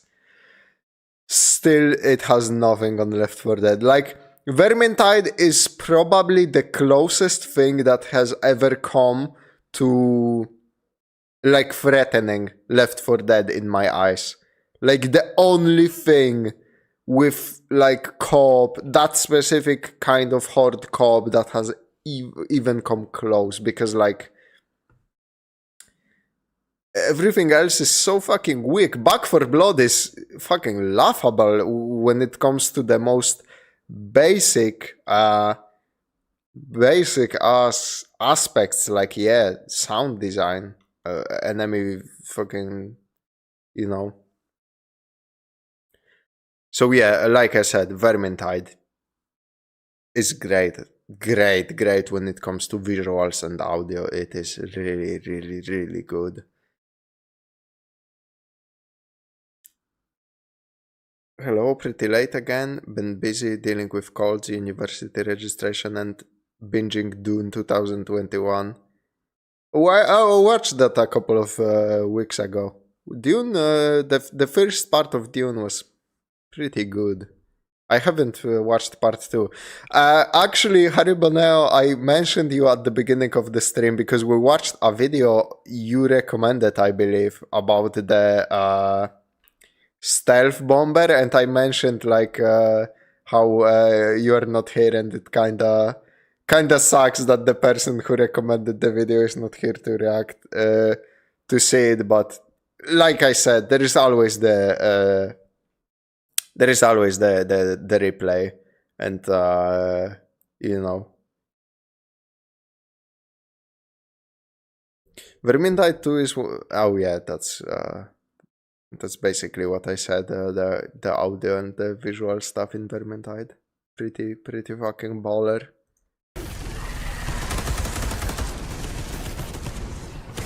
And what you said. Vermintide 2 would have been better if it had versus mode on release. I agree 100%. This is one of the reasons why I never got into anything like I had gotten into Left 4 Dead 2. Because nothing had a fucking versus campaign like Left 4 Dead 2. And like, you know, that Vermintide 2 versus it's good, but it came in so late. Like, I don't know if, like, I would need to get my guys, I would need to convince them that Vermintide 2 has this versus mode. Do you wanna maybe play it after like we've beaten the campaign and everything? Like, it just came in so late, and I'm so like,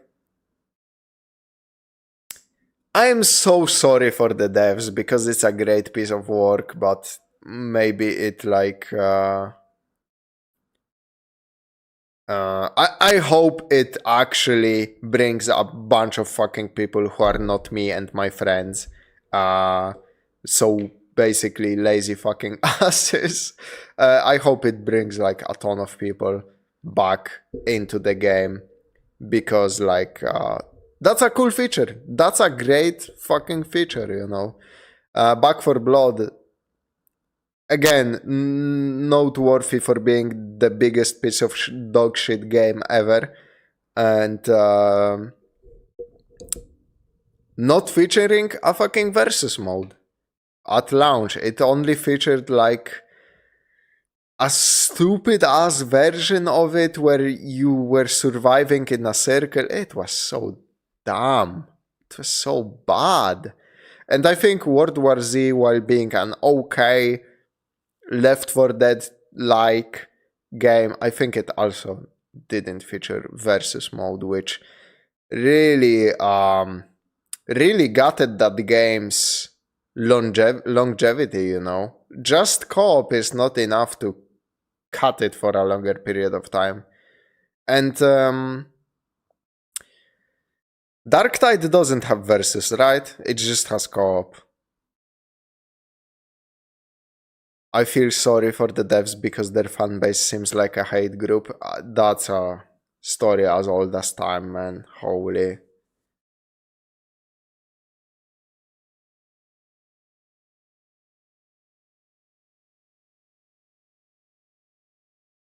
Dune Part 2 is good. I thought Part 1 was held back because of the amount of vision sequences in the movie. I don't mind sound, but it got to the point I just wanted the story to move forward. I kinda get that. Dude, yeah, part 1 was overall pretty good. Not like groundbreaking, but it was mostly because, you know, it was set. I think I know I didn't watch part 2 yet. I think part 1 was setting up a lot of things for part 2, so you know, still a really good movie.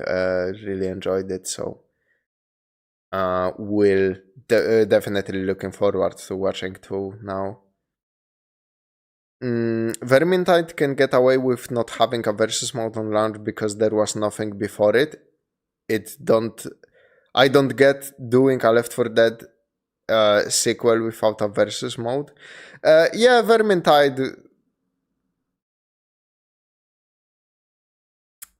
Vermintide was also like very different. It was so melee focused, you know. So I kinda get what you're saying. Darktide is just co-op. That's so disappointing, man.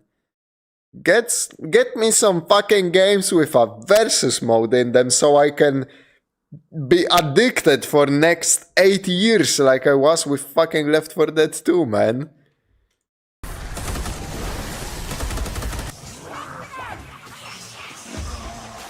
Assassin up ahead.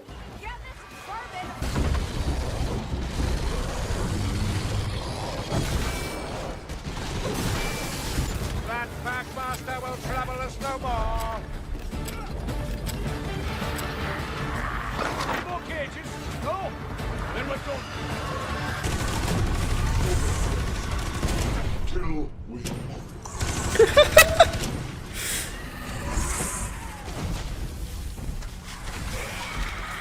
It takes away a lot of energy. No disrespect to the Space Hulk Deathwing devs, but this sounds like exactly like Left 4 Dead 2 modder making a custom campaign and fucking up the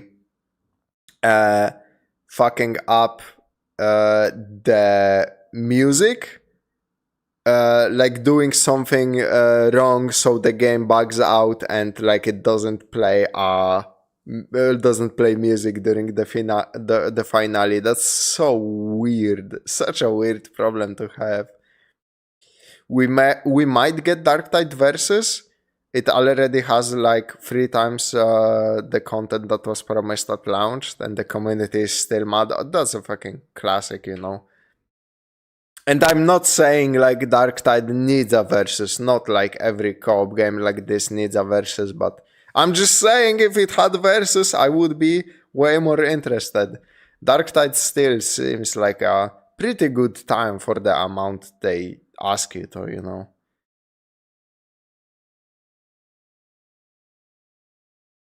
Energy and excitement that the combat could have. Now, Vermintide isn't perfect or anything, I mean, but audio alone is miles better. Also, it bugs out sometimes. There's more to say on the combat, but I want to step back to the campaign for now.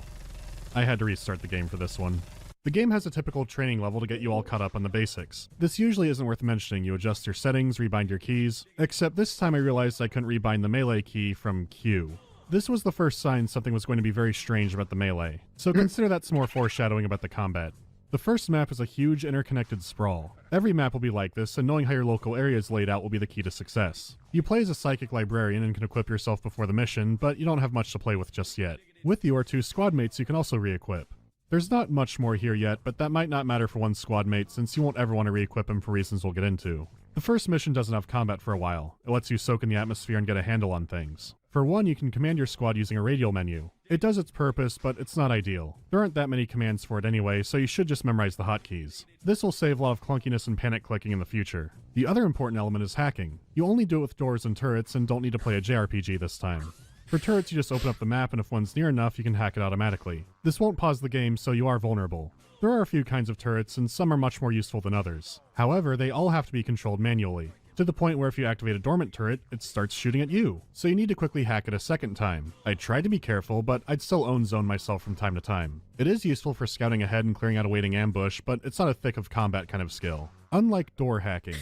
That's What the That's such a Watch Dogs ass use for the turrets. Like, remember that piece of shit Watch Dogs? That's exactly how you used like cameras and turrets around the level, basically to just go ahead and take out a couple of enemies ahead of you that you could just shoot with a fucking gun. Running ahead and clearing out a waiting ambush, but such a weird parallel to that. That's crazy, man. it's not a thick of combat kind of skill. Unlike door hacking, no map needed for this one, you just use the interact key on a door. You could find a locked door that makes a good shortcut, but maybe it was locked for a reason. Now this sounds mundane because, you know, it's opening or closing a door, but the swarm is relentless and controlling the flow of enemies can win a battle before it begins. Setting up your lines of fire and not getting surrounded is essential. So sealing doors prevents that, but it also cuts off your escape, so be careful. There's a little more to this because additionally some doors are busted and can't be hacked anymore. After a while of playing, you get a good sense of which doors should be locked down, but a permanently sealed door needs the Emperor's guest key, which means there's no sealing up that hall anymore. You need to assess the risks of where they spawn from, and then seal those doors. That's the plan for every map, really. Jesus Christ, there are a lot of doors. It's methodical and tactical and not fun to engage with because I'm closing a door. It's accurate to the tabletop and it's fun to ollie out of a situation by breaking a door down, but you have ancient and wondrous ships and the only way you interact with them meaningfully is through hacking doors and turrets. If you could set other traps or mess with machinery to your advantage on top of that, it could be a cool element. On its own, it seems underdeveloped for an FPS, and there's a reason for that. As far as actual mission objectives go, there's nothing special. Find place to shoot thing, defend point for a while. There's nothing stand out in a good way as far as those go. Whether you're playing campaign or multiplayer, there's some collectible relics to find. In the campaign, these will help increase your score, which will give you more skill points for you and your squad to play with. In multiplayer and special missions, they give your character more XP to level up faster. I'll touch on both those progression mechanics in a bit. For now, I can say it's still underwhelming. I didn't feel too inspired to march across the map looking for everything, but I went back and found them all and there wasn't anything special. For now, though, I want to talk about the finer points of combat. Starting off with good news, I'm pleased to announce that Fuller Auto has returned.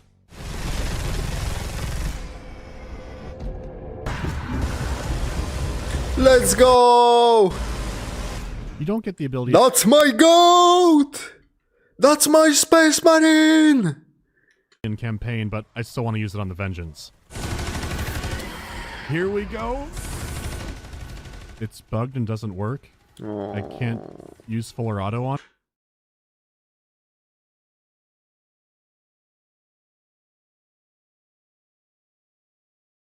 A minute of silence. We were so close. We were this close to greatness. Holy.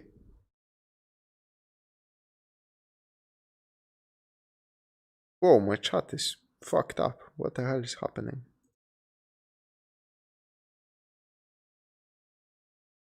I think that might be based of the tabletop RPG, but obviously its implementation isn't great. Yeah. I just remembered something. You absolutely should look up Dance Steps for Game Workshop's Space Hulk. After this, it's a semi-official supplement with incredible art on the cover. Okay. No, that can't be right. Not after this year. It has to. It doesn't. When it comes to weapon choice, Space Hulk has a good variety. There's a healthy amount of ranged weapons like the Flamer, the Plasma Gun, the Shotgun, and the Stormbolter, among others. From there you can mix and match them with several melee weapons, or go full melee. In the campaign, as a Psyker you have access to powerful magic. You have an opportunity to unlock even more powers, and that's absolutely worth it. Some are locked to the campaign because they're so absurdly powerful. Outside of the campaign, you can instead switch between classes. Each has special abilities to use instead of librarian magic. So when it comes to having options, it's good. There's a lot to mix and match and try out. Ranged combat keeps you playing a lot more tactically. You need to set up a good line of fire and be aware of the map positioning. The bugs will eat you alive up close. Staying as far as possible to slap them from range is the ideal. If ranged combat has an issue, it's that there is some lack of feedback, which will start to show itself more and more in harder difficulties. Sometimes enemies will stagger or fall back, but usually one of two things will happen instead. One is that they explode into a red mist and die, which that's good. The other is that blood flies out of them while their animation continues as normal. The blood is a ridiculous amount, so ironically, I don't know how much I'm damaging them. Sometimes they stop in their tracks, but the animation jitters and freaks out. They go back to what looks like an idle standing animation, then fall over and die. It's somehow being stiff and weightless at the same time.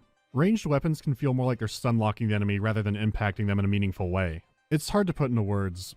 It feels more like I'm tasing enemies. They occasionally go, ah, and stop, but then keep running.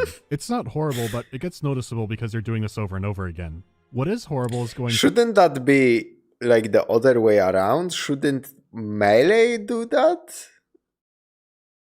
Melee. I was going to say that it's decent with a few enemies, but it's not a game that only has a few enemies, but it's not even that. If they die instantly, you might think that, but beyond that, it falls apart. See, there's a block move, but there's no canceling a swing. Not even a little bit. For example, the lightning claws. Here, I am mashing the block button after taking a swing. It's bound to mouse too, so I'm clicking fast. That's your response time up against this. You swing like a drunk bear and it's unbelievably clunky. Just to make it worse, you can't use a class skill or power while swinging, like a shield or something that could save you. Range has the same issue where you can't use a power while shooting, but it is so much worse than Melee. There's so little power to it, there's not even a running charge attack. You can sprint up, stop, then swing. It's ironically better not playing a close combat build. You're likely to have already wounded them from range, so when they get that close up, you just smack them and they die, which is the one way to make it satisfying here. Oh, that's a big one. Robotic. This is the Enhanced Edition. What the hell was it like before? Oh, yeah, that's right. Enhanced Edition added suicide bomber enemies. Don't play Melee. Oh right, did I mention that ranged weapons can jam? At random. So here's what I think happened. This is a game where you could be 4 lanes of fist. Why is everything so off? I've thought a lot about this, and I think I understand what they were doing. I said I wouldn't talk about the board game much, but I will talk about the video game adaptation of the board game, which you can't buy anymore, which is a shame. The original Space Hulk is a tactical squad game. You fight gene stealers in cramped hallways, and the restriction is the challenge of the game. Terminators can't shoot past each other, but gene stealers melt. At the same time, they'll rip your Terminators apart in melee, and fast. So it's all about keeping range and good positioning. Also smashing through or sealing off doors and clever use of choke points. You might have to take actions to fix a weapon jam or another unforeseen disaster. Sound familiar? They didn't just say, let's make a Space Hulk themed FPS. No. Let's convert the tabletop rule set for Space Hulk into an FPS. This is the exact kind of experimental, weird idea I'd expect from the people who made I. But I wasn't about shooting 4-armed monsters with a big gun in a hallway over and over.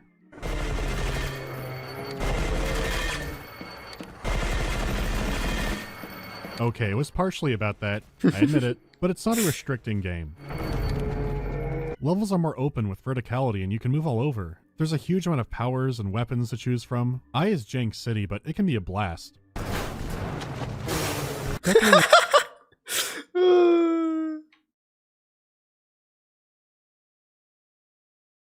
Gene stealers, with one exception, are glass cannons, so melee is usually high risk, high rewards in Space Hulk type games.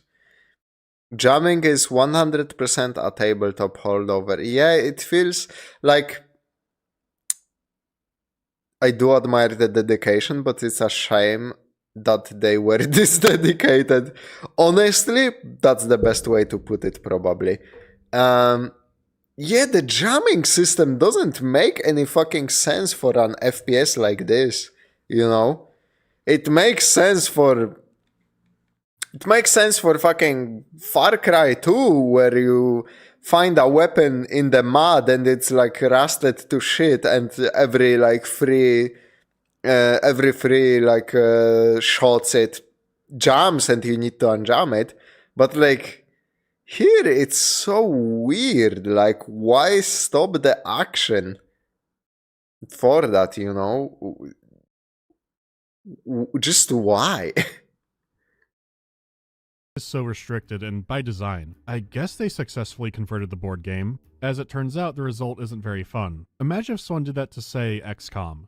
Your gun's shots will randomly miss way off course. Sometimes your character panics and runs off to the side or does something out of your control. It would be like that. However, it's possible that this formula still could work, but the game is so clunky that I can't tell. I've only mentioned it a bit up until now, but there are so many bugs. So many times a screen was stuck for a while or a squad mate got stuck on something. One time I loaded a mission then instantly won. Again, this is the Enhanced Edition. I have no clue how bad things were before. There are flashes of cool gameplay, but everything else is so clunky and unpolished that it weighs it all down. I knew things were bad when I was looking around at the levels and going, wow, this would be great if it was a different game. Maybe an ARPG like Hellgate London, but less of an MMO. The multiplayer stuff has a ton of customization stuff in it. The bayonet there doesn't even do anything. Okay, so how about the campaign specifically and the story for that? There looked to be something going on there.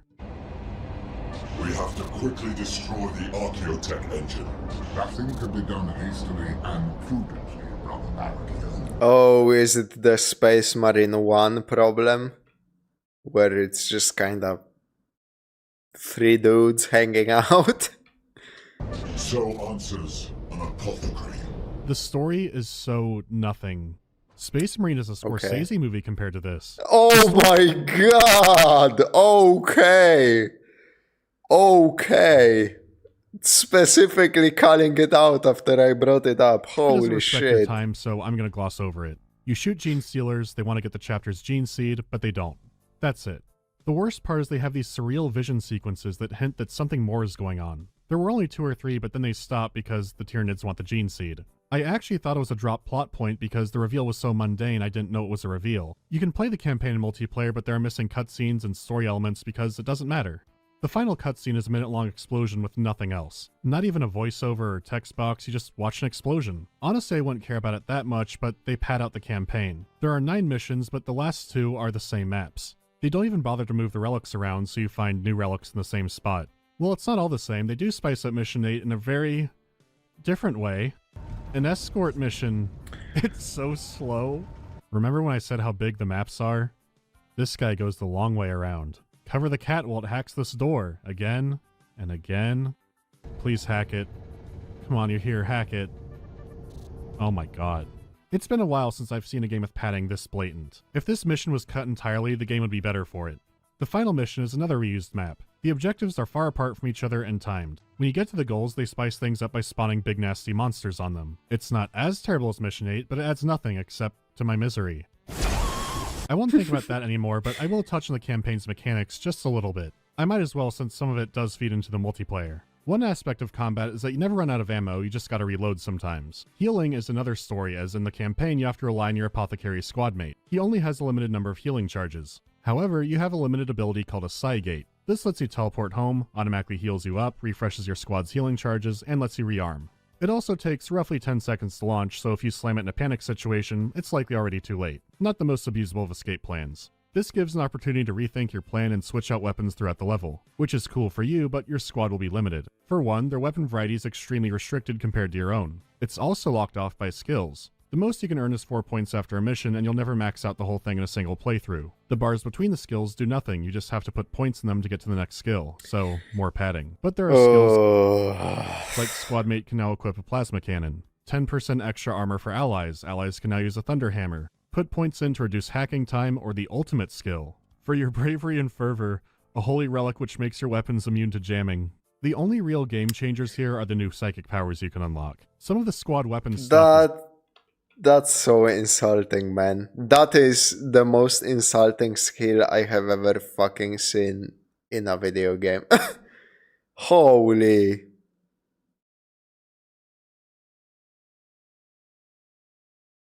I don't think you will find a single Space Hulk players who likes the cat, but it's in everything for some reason.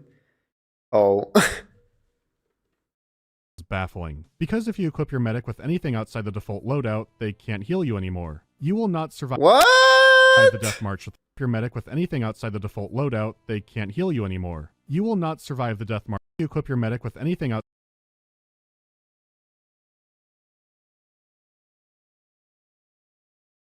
the default loadout. Why? They can't heal you anymore. Is that a fucking bug? You will not survive the death march without a healer. Your chances are better in multiplayer, but you should really have a healer there too. That means you have a line of progression, which actually means regression if you use the skill in it.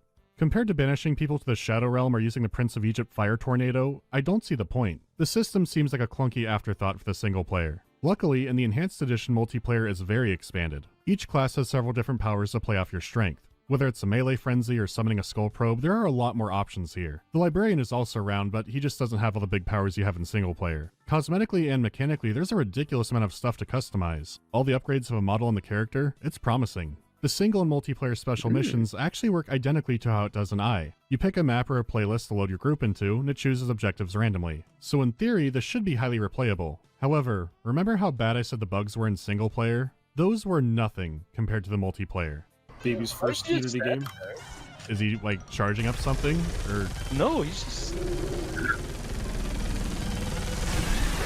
Oh, he's dead.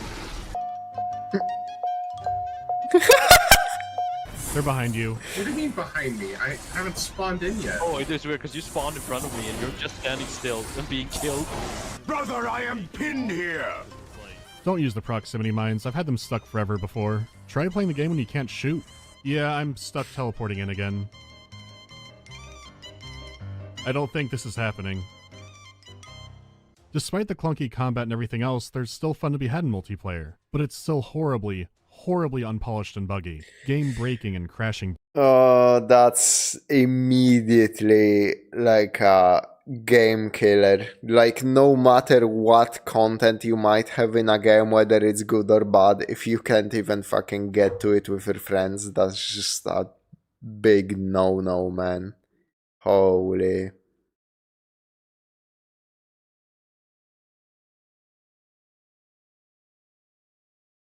The healing item is on their left arm. Melee replaces it with weapons. How the fuck did they not think that's a problem?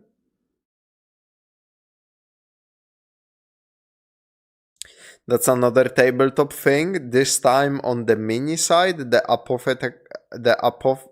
apothecary carries Narvticium, which is actually on the model. For some reason, this game causes him to lose Narvticium with other items. What the fuck? Yep, that's why I had to mention it in the list. Actually like playing the game, but it's hard to get there.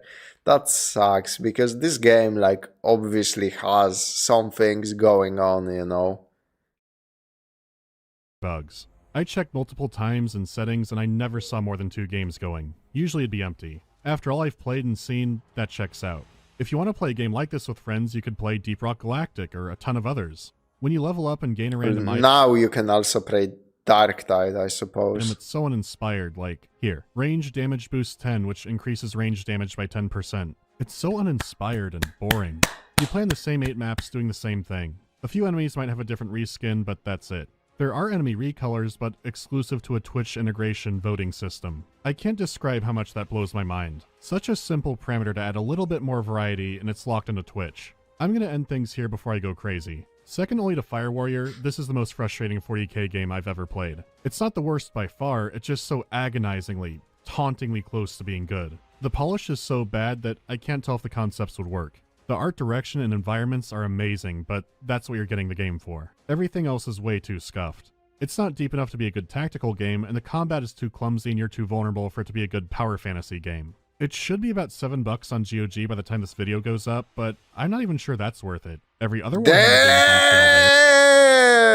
That's some fucking hard. That's harsh. That is harsh. Again, I don't know if it's fair, but that is definitely harsh. In fact, every game should be, because it's the winter sale. I still want to see more from this studio, whether it's another 40k game or an I game or something new, because they do have interesting ideas. This game feels too restricting for what I know they can do. I would love a surreal 40k game from them. Do the weird parts of the Astartes short, because ultimately I think Space Hulk works better in its original intended form. An overhead tactical game. Still, next time we'll see what these ships were like when they were functional. See you next time. Live Moss. Yes. So yeah, he did this directly before the fucking Armada video game. Thing in the background going on, but most of the ones I've played are very surface level, including Phantom Pain, but that's all for now. Oh, what's this? Please stop emailing me about making shirts now.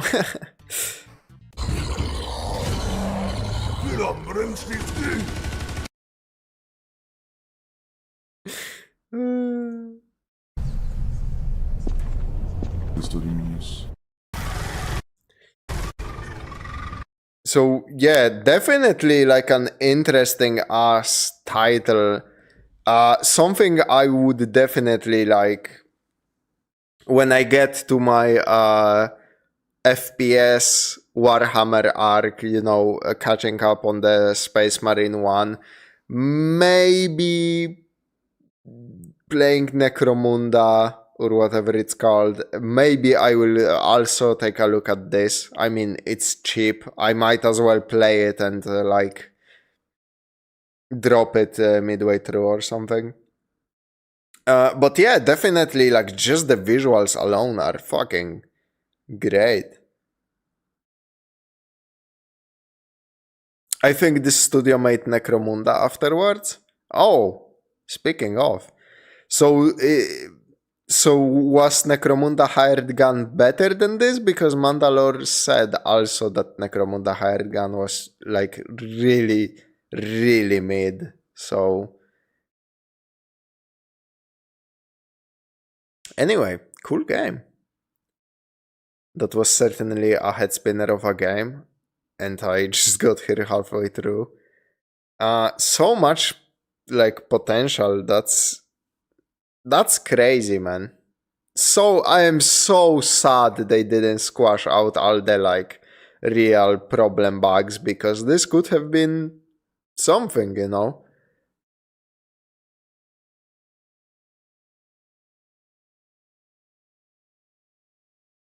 Necromunda Hired Gun is a great game. It was just buggy on release. Oh shit. I am kinda surprised about that opinion. Again, would just have to go through all of it on my own pace and like judge each thing on its own. So, and yeah, that's Space Hulk Deathwing Enhanced Edition review by Mandalore Gaming.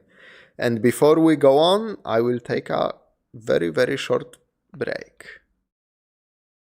If I recall, Mandalore didn't recommend it on release because of the bugs. It's in a really good state now. At least when I last played it. Oh yeah, I think there was something like that. Yeah, I think you are completely right. So yeah, be right back.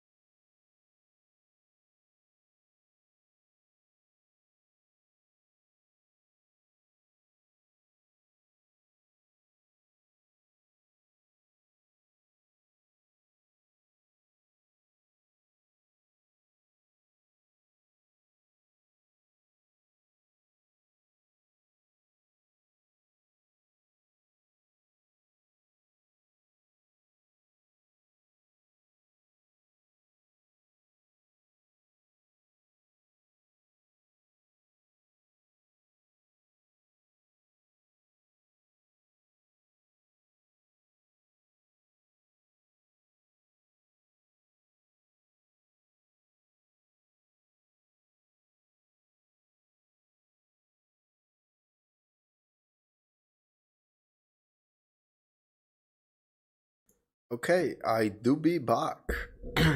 And I need to pull the mic closer to me. Don't forget the dance steps for Game Workshop's Space Hulk. You have to see the cover. Oh yeah, let me look that up right now. Kinda awkward that we're currently the only 2 viewers commenting. I mean, that's pretty normal, you know.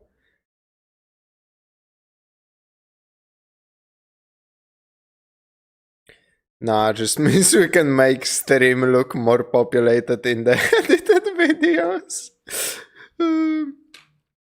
I mean, that's normal for every single stream ever.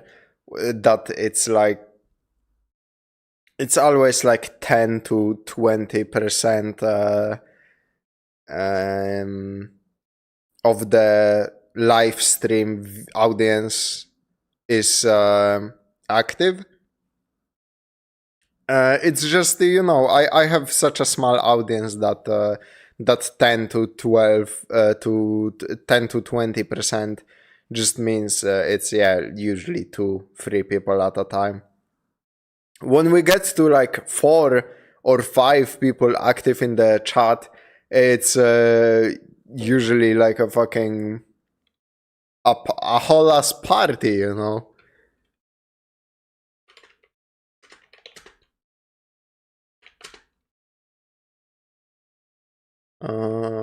Space Hulk. Dance steps for GW Space Hulk 1994. Okay, that's it. Let me pull that up.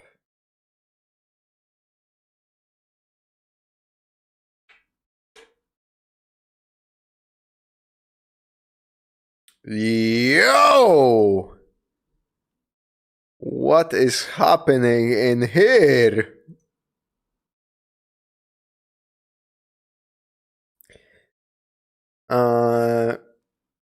It was 94, 5 years before Games Workshop had launched their famous strategy game Space Hulk. And they would already supplement it with expansions like Deathwing, Genestealer, and Space Hulk campaigns. It was a couple of years early to see it re-edited. And money more before versions with nowadays appeared. Back then, it must have seemed like everything was said and done. Something vital, however, remained to see light. What the fuck is this?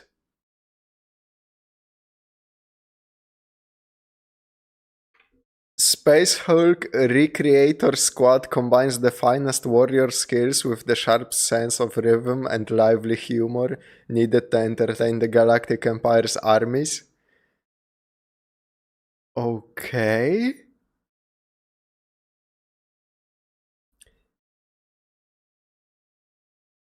One Marine with Thunder Hammer and Music Unit.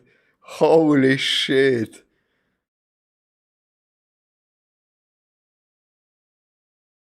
New actions. Catch, fall prone, kick, leap, lift and throw, pirouette.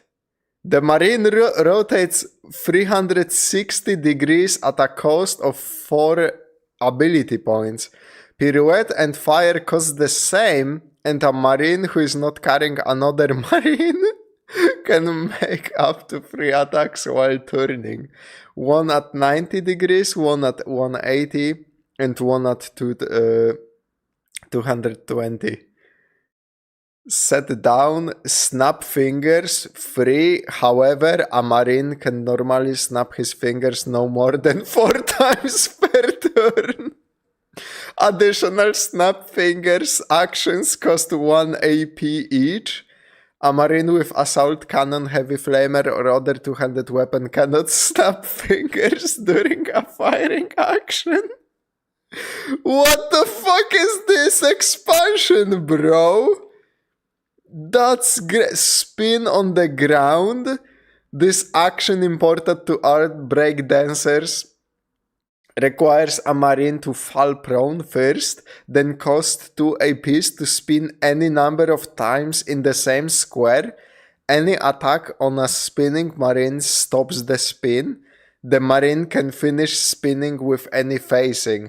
A marine cannot attack while spinning but defends normally. Holy fuck! What the hell is this? Split? A marine falls to the ground with one leg stretched forward and the other back. Descending or moving into a split from prone costs 1 AP. Rising from a split costs 2 APs. A marine in a split cannot initiate close assault combat. He defends normally in close assault and can fire a weapon while descending or while split, but not while rising. What the fuck is this? Is amazing, man.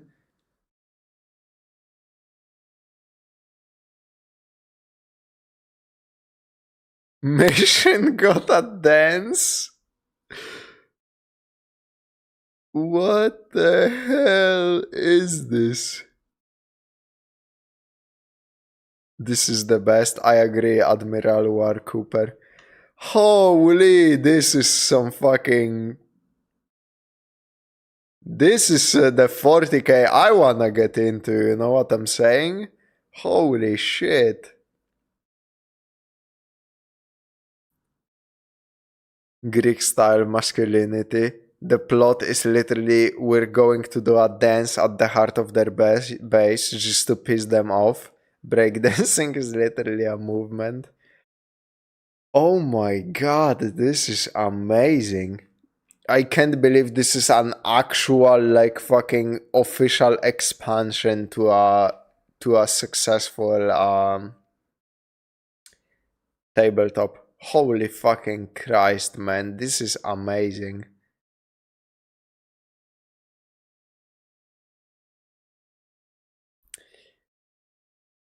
And yeah, oh, that's a nice bit.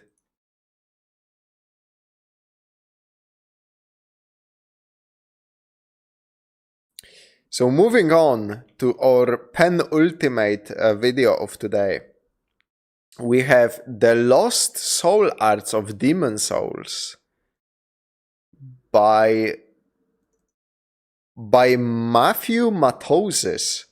Like I said earlier in the stream, this was one of the free channels somebody recommended, and two of them have videos that are extremely lengthy. Matthew Matoses also has some lengthy ass videos. He has like a literal 6 hours video about Dark Souls 1. I will be honest, I will probably watch that in my own time because that's the kind of video I like to see. But for the stream, that seems fucking just inconceivable to watch something like that. But maybe, I don't know, maybe down the line I will decide I wanna have like a fucking 24-hour stream and just react to long bullshit like that on as a like a fucking sleepover vibe party and just fill the playlist with long ass videos. But that's definitely like a video idea for the far future. For now, we just gotta stick to the shorter ones. So yeah, this is basically like my probe into how Matthew Matoses takes on the channel. Quite a popular video of his about the magic. I think it's about magic from Demon Souls, which might be interesting. I never watched this channel, I never watched this video, so I'm not sure how good it will actually be, but I have a sneaking suspicion it's gonna be good. I still think Demon Souls is my favorite of the Souls game, by which I mean the games which actually have it in the title. I admire the story, freedom, and weapon movesets. I actually did a level 1 run, which wasn't as hard as it sounds. I'll be real, I think Demon Souls is literally my least favorite FromSoft game ever, including like fucking Kingsfield. I bounced off of it so badly, and like but to be fair, I never played the original. I just played the Blue Point remake. I mean, it's the same game, just looks better, but you know what? I kinda retract my statement. All of my problems are not about Demon Souls. All of my problems about specifically are about the remake, so it doesn't make sense. Because I really hate how they handled the remake by not modernizing. Like when you remake a game, the first thing you should always do is modernize it to a degree. Like it shouldn't just be pretty graphics and that's it. Like I'm sorry, fucking Resident Evil 2 remake got me thinking about how different my favorite games could be, and like it's just, you know, there was a word before Resident Evil 2 remake and there is a word after Resident Evil 2 remake, and that's just how it goes. What happened in the remake? Nothing. It's extremely gorgeous, but it's literally just Demon Souls. Like all of the fucking annoying things that are in Demon Souls are still in the remake, which is kinda disappointing for a fucking like full priced remake. The only thing, as always, it's the same problem I have with Dark Souls 1 Remastered. It's just, why the fuck did you even bother, man?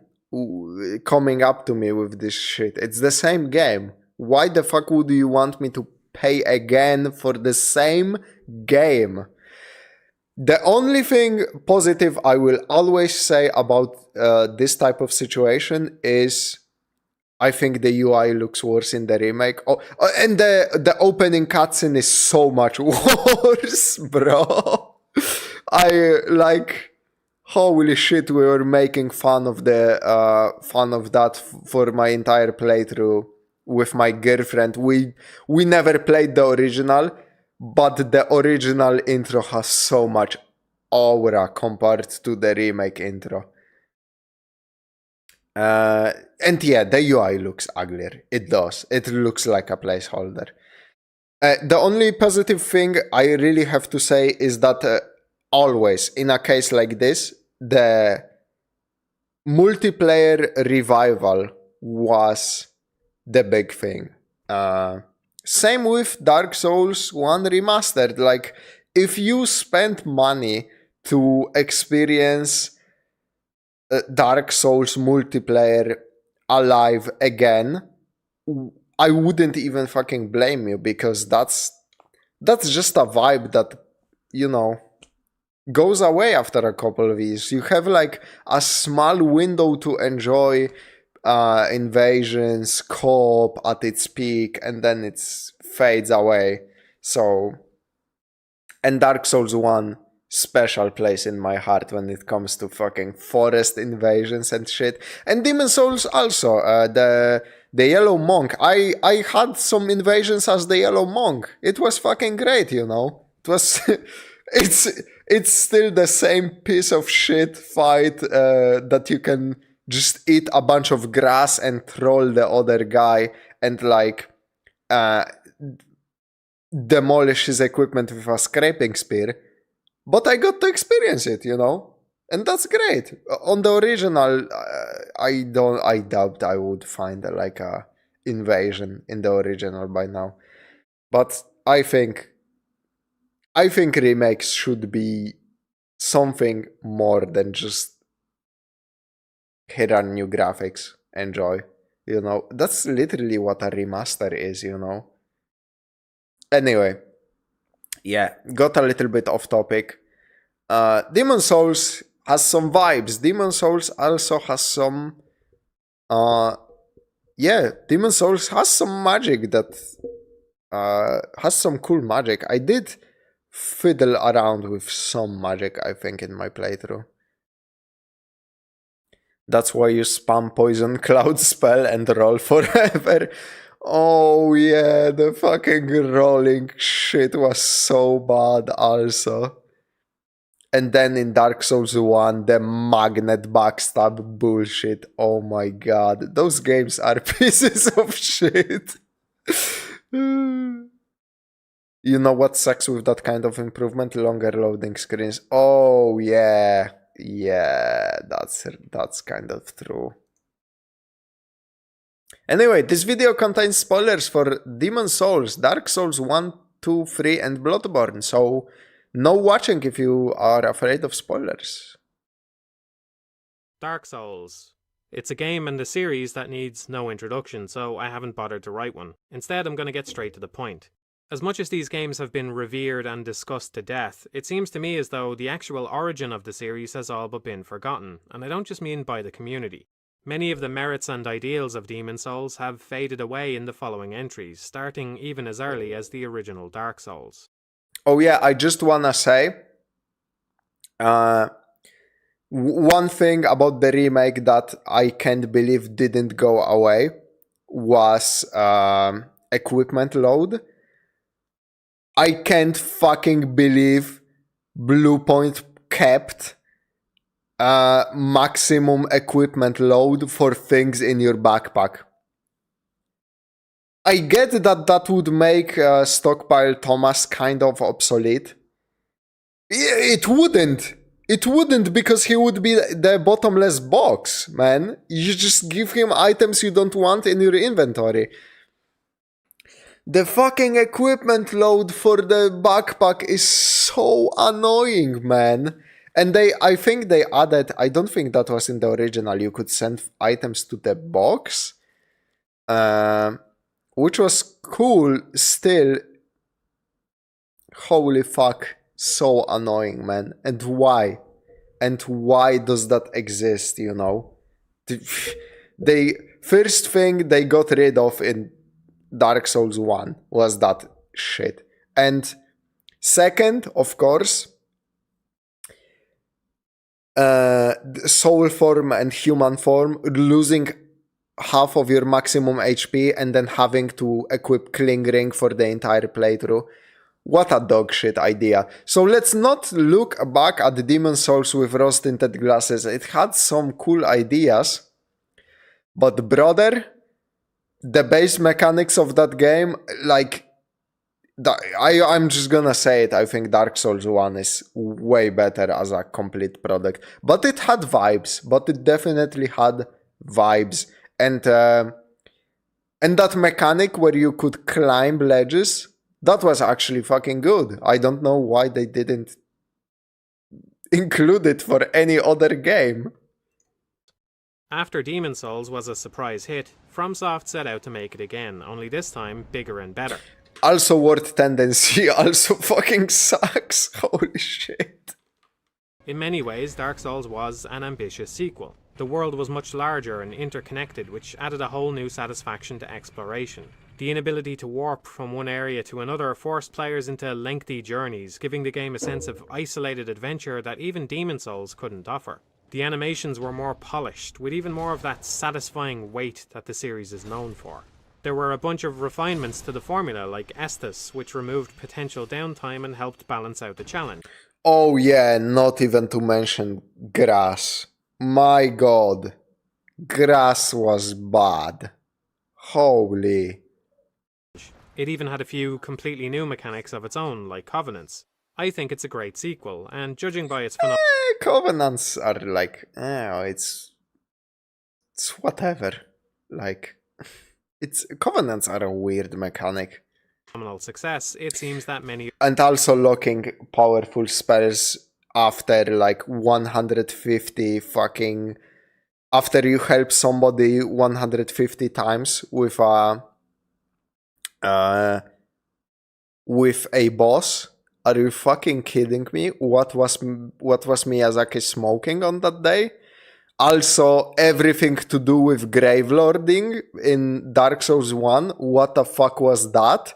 That shit didn't work. You couldn't get that covenant up. There were some legitimate problems. other people agree. There is one important caveat though. It's not innovative. Many of the notable features that people assign to Dark Souls originated in Demon Souls and were simply brought across because they worked last time. The goal of Dark Souls wasn't... Yeah, kinda true. Like, it was built... Demon Souls... Dark Souls definitely built upon the bones of Demon Souls. Dark Souls 1 has a lot of things that are better, however it also has an issue that causes me not to play it again. Like how frustrating the platforming was. Oh, classic. FromSoft loves adding platforming to these types of games and they are always done poorly.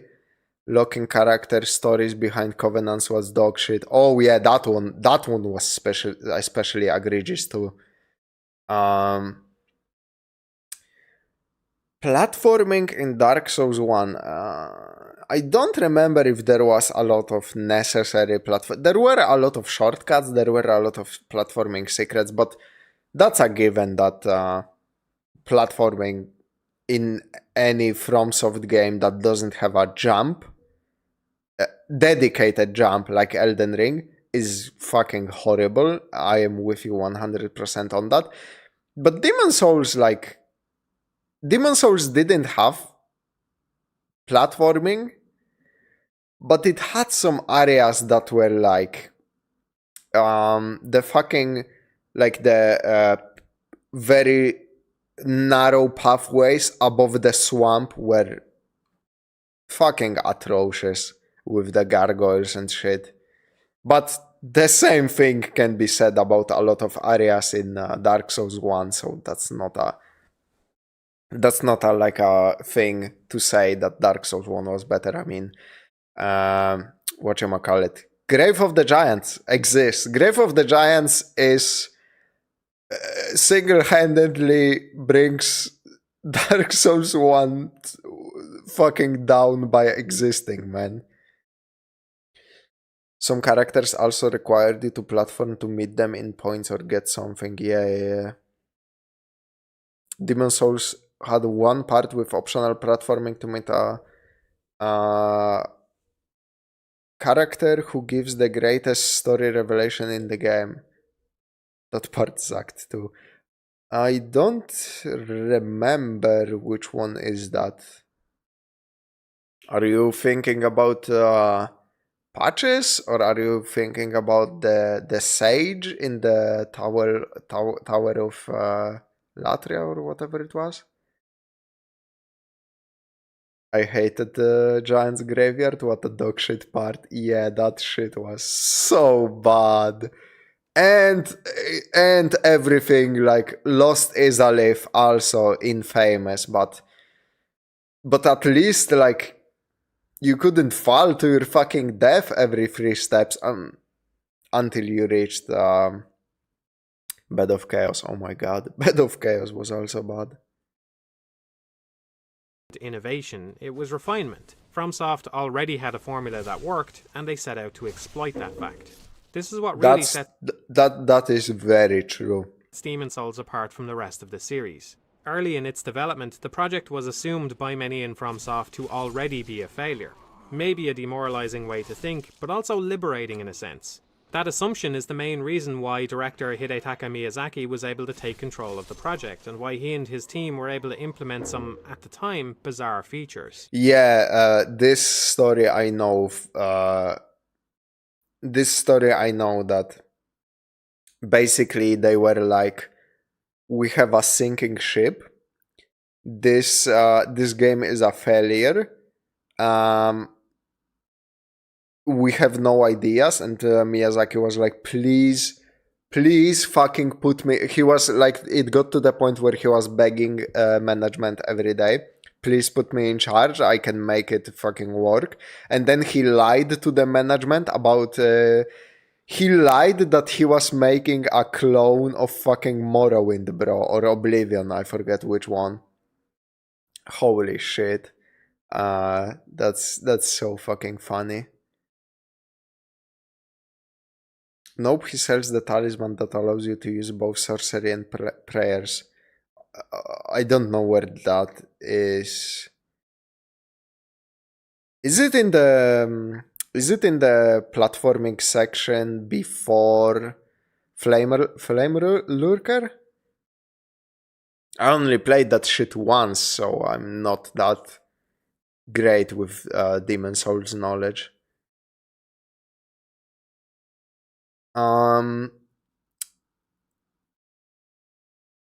Didn't that also happen with Wonderful 101, where they didn't even have its core mechanics until after another studio help or something like that? I don't know that story, so I can't. Say for sure. The NPCs in the mines after Armored Spider. I think that's the place I'm talking about, actually. I think if you went to the bottom of that mine, you got into Flame Lurker.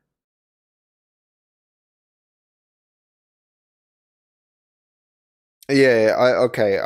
Even if I'm wrong about the Flame Lurker thing, okay. I know what you're saying now. This shit right here pisses me off because personally, I have personal grief with state of gaming in 2024. So, Paradox Interactive, known for their like simulation games, like not SimCity, City Skylines. They announced a competitor to The Sims. My girlfriend, big fan of The Sims, thinks EA is full of shit and hates Sims 4. She refuses to move on from Sims 3 with all of the expansions. And like, she was interested in a project that was supposed to be a competitor to The Sims, made by people behind City Skylines and such. Also Stellaris, I think, yeah. And like, they announced this, the end of this summer, like a month ago, they announced they are dropping the project completely. And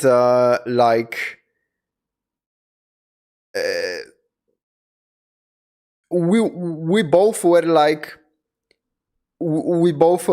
okay, so they closed the studio that was making the game. The fucking yeah, they made like a they made like a little baby studio for that, and they fired all of those people, laid them off, deleted the studio.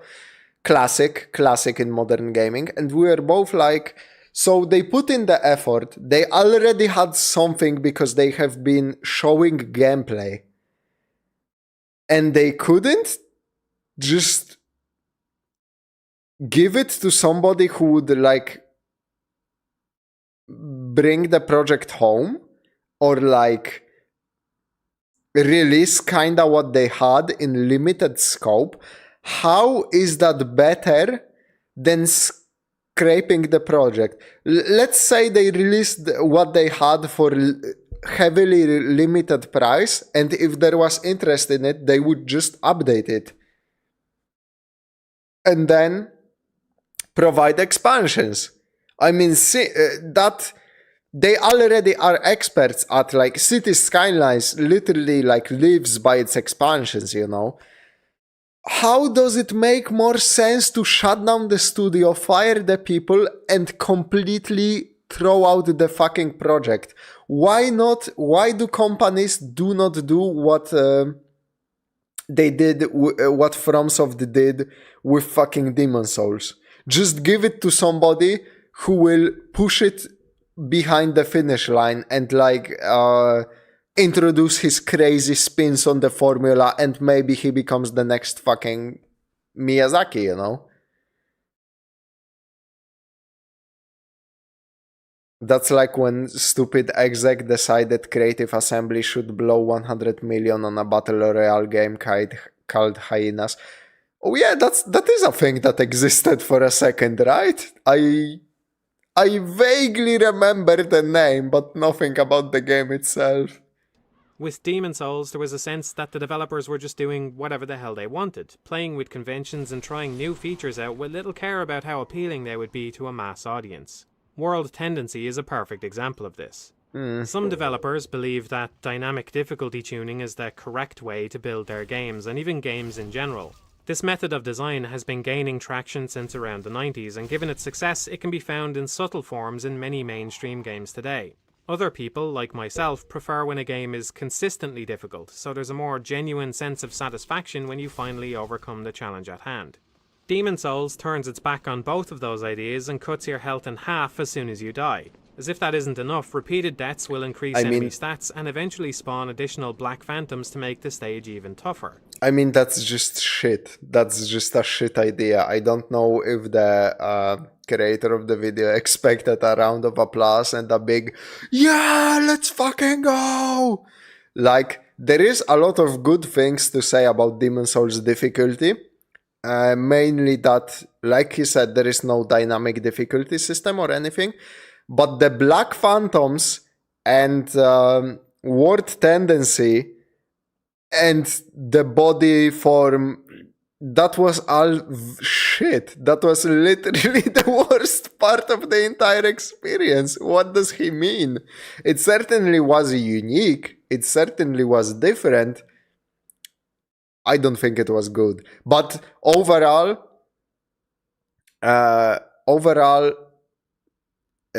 yeah. Overall,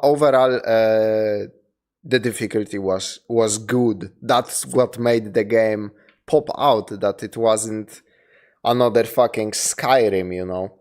Hold up, that only happens if you die while alive and not a ghost. Obviously, we know this, and we obviously, you know, Demon Souls, guy. Oh, we love to see Demon Souls. We know everything about it. Like, we in the know, we know, you know, that only happens in the when you are in human form, and so that's why you never recover your humanity, or like, yeah, it's called human form, I think, right? It's one of those very forgettable names. And you just equip the Cling Ring, right? And you get 25% of your max HP back. We know this, obviously, but a lot of people back in the day didn't know that is a bad idea. So it was like a noob trap, you know? And that's what makes it especially bad, that it was exactly that, a noob trap. Because when you're playing the game for the first time, you're like, it cuts my fucking HP in half?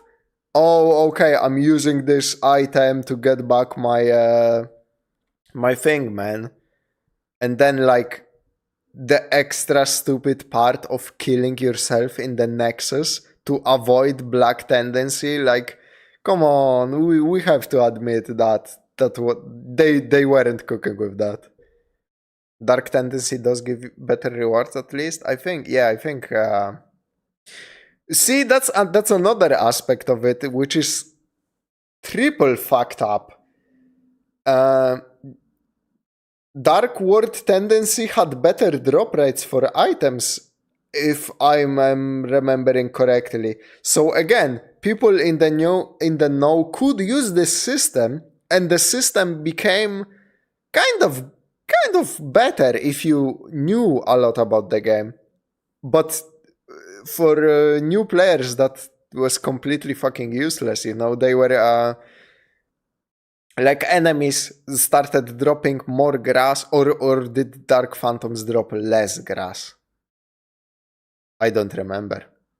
But either way, they couldn't use it because they didn't know this information, because you couldn't find it in game. You had to read the guides and the forums, to know all of that. So I was so fucking pissed when they brought back the grass system for Bloodborne in the forms of vials. What a fucking stupid ass system, man.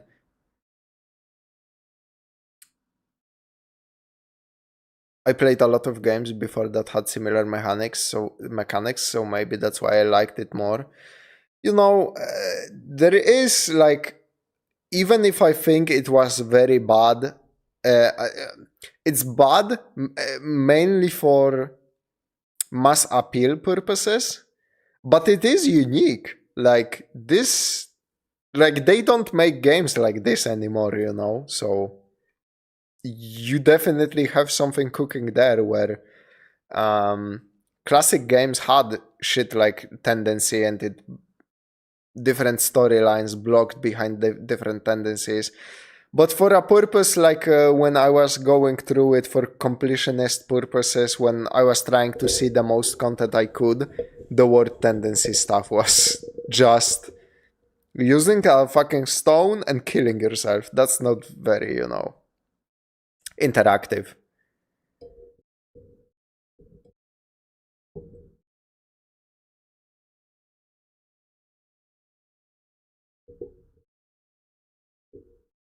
Yeah, the Bloodborne blood vial was very weird in between of now, that you might think grass this is a system. poor mechanic. There are some very sound, logical arguments against it. I'm not saying that every game should work this way, but hopefully you can understand that I find this refreshing for the simple fact that it's different from everything else. Okay, that part I understand, and that part I definitely also kind of said. It was unique. It was what made the game kind of stand out from the rest. That's definitely you ain't gonna see this shit in fucking Skyrim, brother. Come on. This, for me at least, was the real appeal of Demon's Souls. Time and again, they threw out the rulebook and just did whatever they felt like. Conventional wisdom says that struggling players should be offered a helping hand, not pushed down a well. Conventional wisdom says that a boss should be killed by the player, not themselves. Conventional wisdom says that secrets should be... to be fair, Maiden Astrea, is not the boss. Her fucking bodyguard is the real boss, so... And she also does that only after you beat him, so, But it was a cool, cinematic moment, Maiden Astrea is one of my favorite bosses from all of fucking Demon's Souls. Holy shit, what a statement. It wasn't that much of a boss, it was a fucking statement, brother. It was lore told to you through gameplay. That shit FromSoft excels at, man. Secret, not pointed out by someone else. Conventional wisdom says that important NPCs and vendors are off limits, not murdered while the player isn't looking. Conventional wisdom says that the final boss should be an epic showdown, a test of the player's skills, not a... Okay, don't pretend that King Aland was good in any form. Let's not kid ourselves that King Aland was... King Aland was a cool reveal in terms of lore, but it was fucking disappointing to find out this is the final boss. Pathetic, harmless blob. It's the boss fights that stick out the most, with 4 of the 5 archdemons clearly being designed to provide a memorable experience above all else. Even False King Alant, the most traditional of the 5, has an incredibly punishing grab which actually de-levels the player character, something the series hasn't seen since. This kind of experimentation doesn't always work. There's not many people out there who'll defend the... Did you know that you can get infinite levels because of this grab? I forgot what it... I forgot how precisely that works, but you could literally get to infinite levels by abusing this. It's kind of funny. It was so fucking like stitched together mechanic that it allowed some players to abuse this debuff.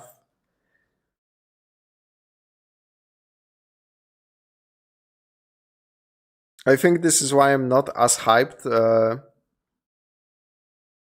He only does it 4 times per fight? Huh.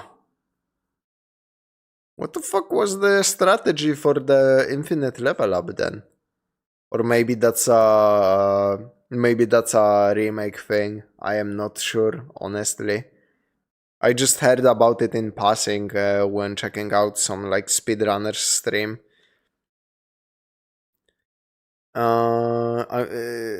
I think this is why I'm not as hyped for the rest of the games. They didn't expand as much on the things I liked most out of Demon Souls. They were not the word tendency or the grass. Those were not tendency or the grass stuff. Kinda true. Kinda true. Oh hey, what's up? I think it involved fighting him a lot. Maybe that is true. So after the 4 grabs, you just do a reset, I guess. This kind of experimentation doesn't always work. There's not many people out there who'll defend the encounter with the Dragon God, but an occasional failure is to be expected if a game is stepping outside the norm so much. To me, an anticlimactic non-boss like Maiden Astraea has just as much value, if not more, than something more traditional like Flame Lurker. There are other games I can play if I want a Flame Lurker-esque experience, but only one game has Maiden Astraea. True. Later entries in the series, including the original Dark Souls, have largely done away with those weird boss fights, to the detriment of the overall experience. Okay, but they supplemented them instead with some of the best traditional boss fights you can have in gaming, though. So, you know, it's a trade-off. It's not like a...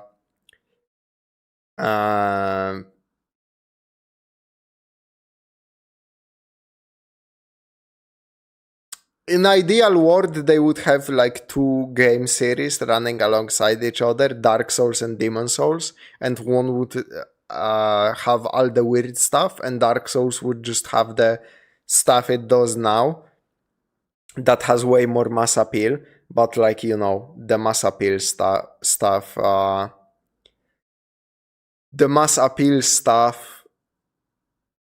sadly wins the bug because it brings the fucking money, you know, and that's just how it goes.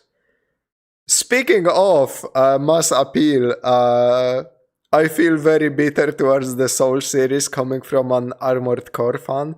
For me, it's like... for me, it felt like FromSoft kept on milking the same Souls formula for decades. Yeah, like... Demon Souls fans are not the only one like getting robbed, and there are probably people who liked Kingsfield way more than Demon Souls and Dark Souls. So sadly, like for me, it's great because I like those new things. But you know, there are a lot of things that they kind of left in the dust in the, you know.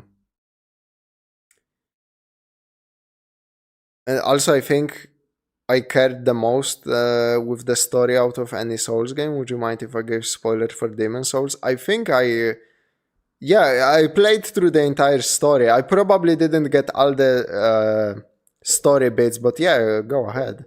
Like, I don't mind. To understand why this is a bad thing, we have to confront a hard truth that few people seem to want to face about the Souls games, including FromSoft themselves, but here it is. The combat is nothing remarkable. Before you get your codpiece in a twist, keep in mind that doesn't equate to mediocre gameplay.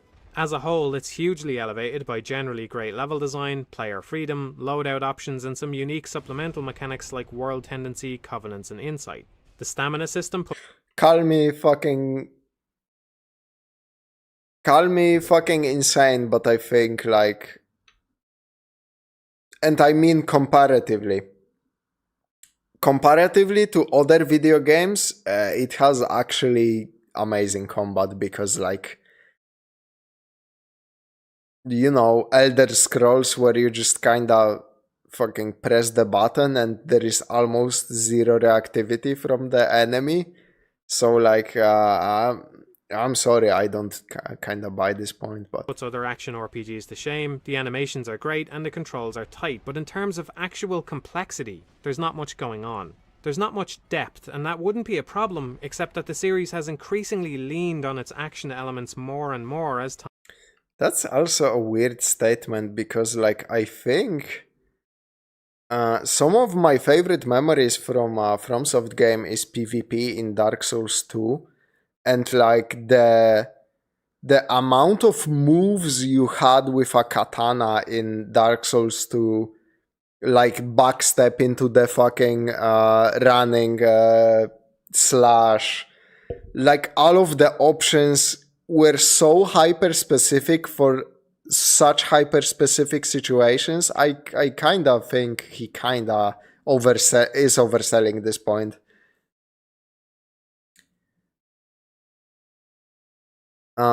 If they wanted to improve the Souls formula, they should have leaned heavily towards the RPG side of things rather than the typical R1 spam. Yeah, R1 spam was always there with like rapiers being, you know, rapiers being ever fucking present in basically every single game. So, but you know, if you knew what they were doing, at least in PvP, because obviously in PvE a boss is not gonna fucking parry you, but in PvP at least that shit was so easily punishable with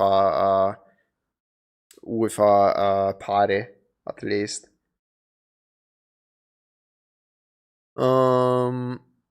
So the revelation in Demon Souls that the soulless great demon is actually the same being as the creator god. It's hunted, it's split of apart its soul to give souls to all life was incredible to me. After losing its soul and mind, it now seems to collect all souls to restore itself, and it might not even remember it's the creator god. Yeah, I think like also obviously the reveal that all magic, both miracles and sorceries, come from the same god. Like there was a lot of good lore stuff in Demon Souls. But yeah, like I said, I just think this system is so much better than, I don't know, Witcher 3, for example, or what's like a popular hack and slash thing? Like, you know, Witcher 3, like all of them Dragon Age systems. I just think it's a cool combat to have to, you know. Not super familiar with Souls mechanics, other than skill issue of getting slapped. Lots of customizability and options and some weirdly sexy monsters. Yeah, man, like they went fucking wild with some of those designs. Demon Souls had a level of dark fantasy I felt Dark Souls didn't live up to. That is certainly a thing you can say, and a lot of people would agree. I think I would agree too. Demon Souls atmosphere was like more oppressive. What made me stop using the twin blades in Dark Souls 2 were the buckler guys I dueled with in arenas. Yeah. Man, the parry is very important for Dark Souls combat, but sometimes like it made some weapons laughably bad. Like, brother, put that fucking greatsword away. The dude is gonna parry it with his bare hand in 3 seconds. Might as well just punch him with your fists. Time has gone by. Bloodborne is the clearest example of this so far. The player character's starting stamina is generous, and it's easy to level up every useful stat for your build with no meaningful trade-offs whatsoever. At this point, stats mainly exist so struggling players can grind out an advantage and carry on, the kind of self-controlled dynamic difficulty the series excels at. To put it simply, Bloodborne is more action, less RPG. Unfortunately, even with the addition of trick weapons, there's still a case to be made that overall the combat doesn't even have depth exceeding basic action games. If you're a staunch defender of the series, this is where you might be tempted to rattle off all the different attack animations your favourite weapon has. After all, there's two-handed attacks, jumping attacks, running attacks, charged attacks, transformation attacks, and probably more. It's true that there are differences in range and damage, but the effect on the enemy is usually identical. They lose some health, possibly suffer some hit stun, which either lasts... Yeah, like I said, this mostly PvP used this, and PvP in Bloodborne wasn't like that great, I think. So long enough to get another attack in, or it doesn't, in which case you go back on the defensive until your next opening. Positioning is important, but that's about the extent of it.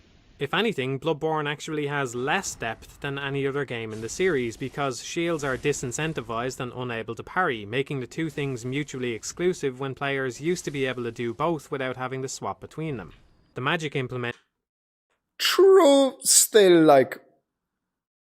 one of the best games in the broader series, I guess.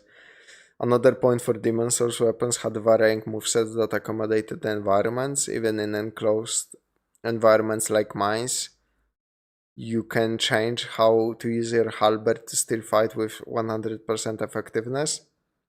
Dark Souls didn't really have this and would really punish you for using the one wrong weapon in the wrong spot, so you had to move elsewhere.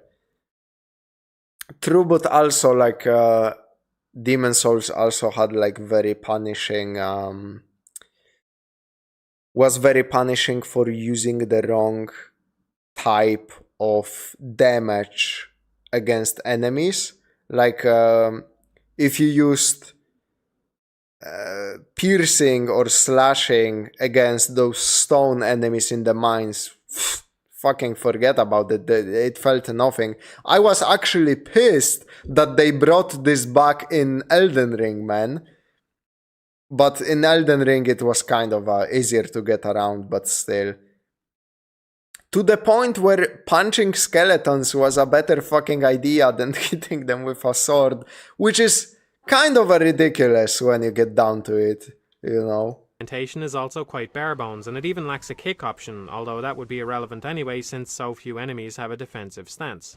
At the end of the day, your options generally boil down to a low-cost light attack, a high-cost heavy attack, and a ranged option of some sort, be it a spell, an item, a bow, or a gun.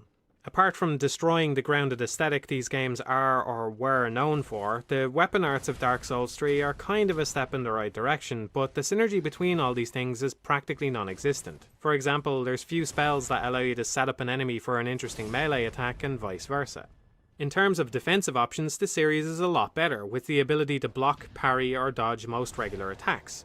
These go a long way during regular combat encounters, but unfortunately against bosses, parrying is often completely impossible and blocking is often ill-advised, which leaves you with rolling as your one and only defensive action.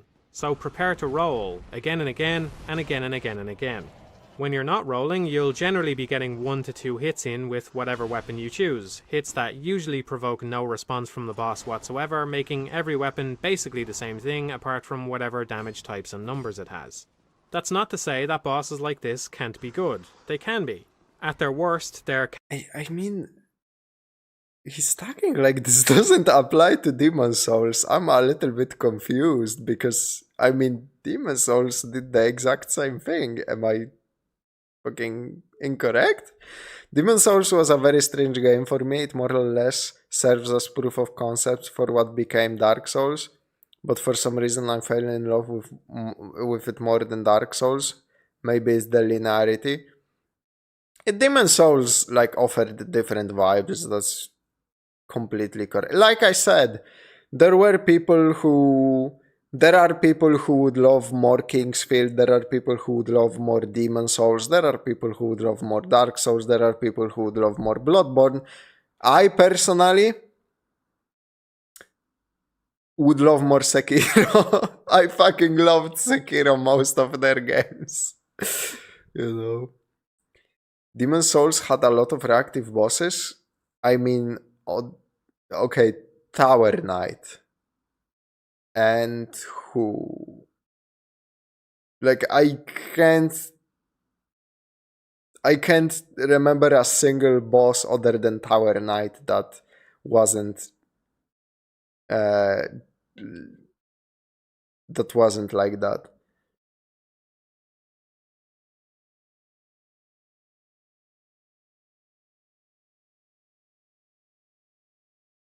Camera-eating monstrosities with infinite stamina that blatantly read your inputs, cancel their recovery animations and have nonsensical tracking, but at their best, they're fair, challenging and have great presentation. False King Alant is a great boss, so are Artorias, Ludwig and Sister Fried among many others FromSoft have put together over the years, but they're also undeniably samey. You go in, you learn the moveset, maybe you I mean, that's true, but, you know, sure. That's true, but that's why people kinda come back, because nobody does it like FromSoft does, you know. Die a few times along the way until you know the boss's moves like the back of your hand. Then you dodge past them, punish at the right times, and win the battle. It's perfectly serviceable gameplay, but doing it 20 times in one game is just excessive. This has been the go-to boss design philosophy for FromSoft ever since our But, okay, for you personally it's excessive, but you're in the minority, my dude. Like, excessive according to who? Excessive according to you. Everybody decides, like, which part of... everybody decides how many bosses should a FromSoft game have, and literally every single time it's I kinda wish there were more bosses. Like, people play Elden Ring and they still go, I kinda wish there were more bosses in fucking Elden Ring, man. Except that ulcerated tree spirit, that fucking... we should have less ulcerated tree spirits. Okay, Old Hero is also a good one. Penetrator? I don't know, he's just as normal as fight, I think. Old King...